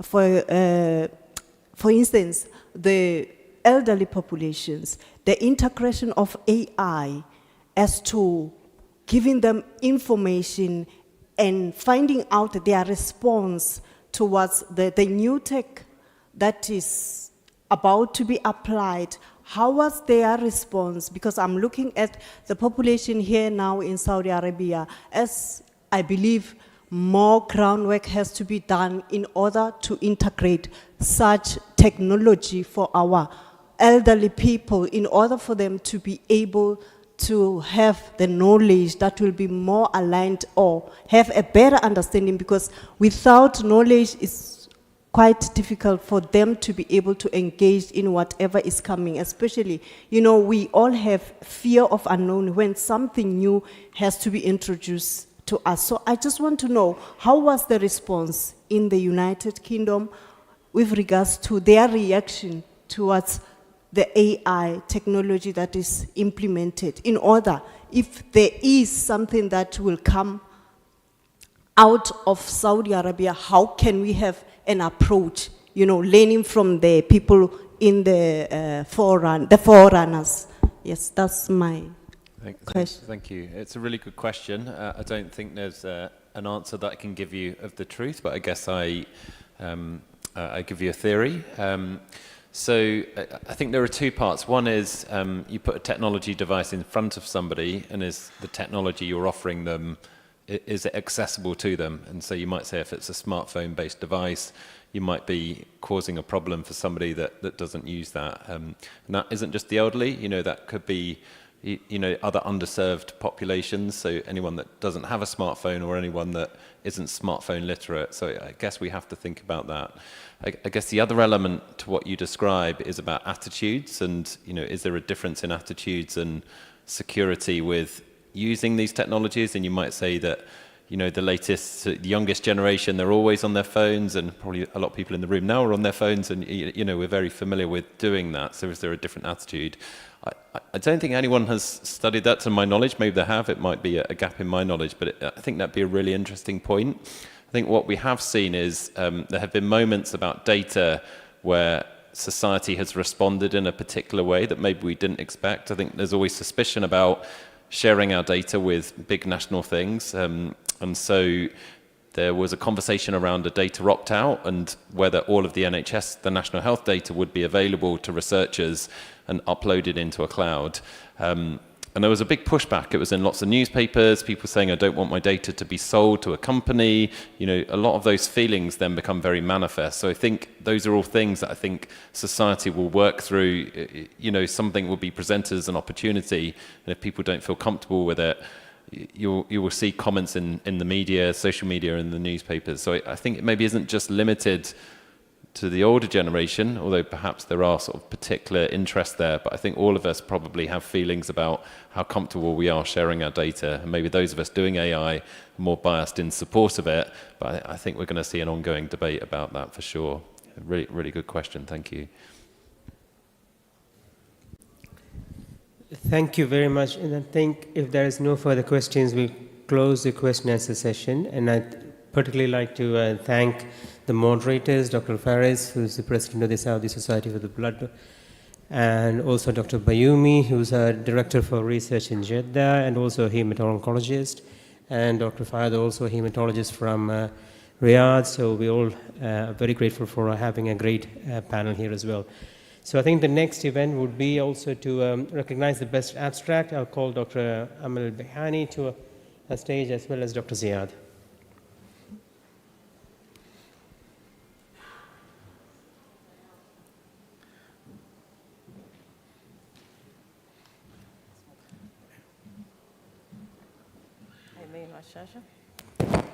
Thank you, everybody, for staying late with us, and for the attendance. Thanks a lot for our moderators and speakers for the session, and thanks for our presenters for the abstracts. It was difficult to select the winner for abstracts, but it was the decision of the committee after revision of the fall studies that was presented. One of the 5 abstracts was selected to be the winner. So the winner with us is Dr. Musa Shakir with his study on the glioblastoma, the new molecule. Okay.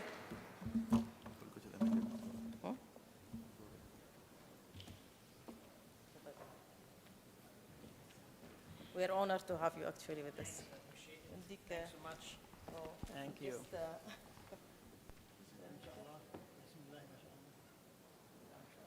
شكرا.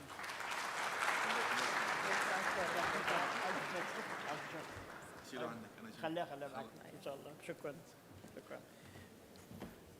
Okay, so please join us for the dinner in hall number 1, and we hope to see you tomorrow early. The program starts early tomorrow at 7:45. So hope to see you all. Thank you and have a good night.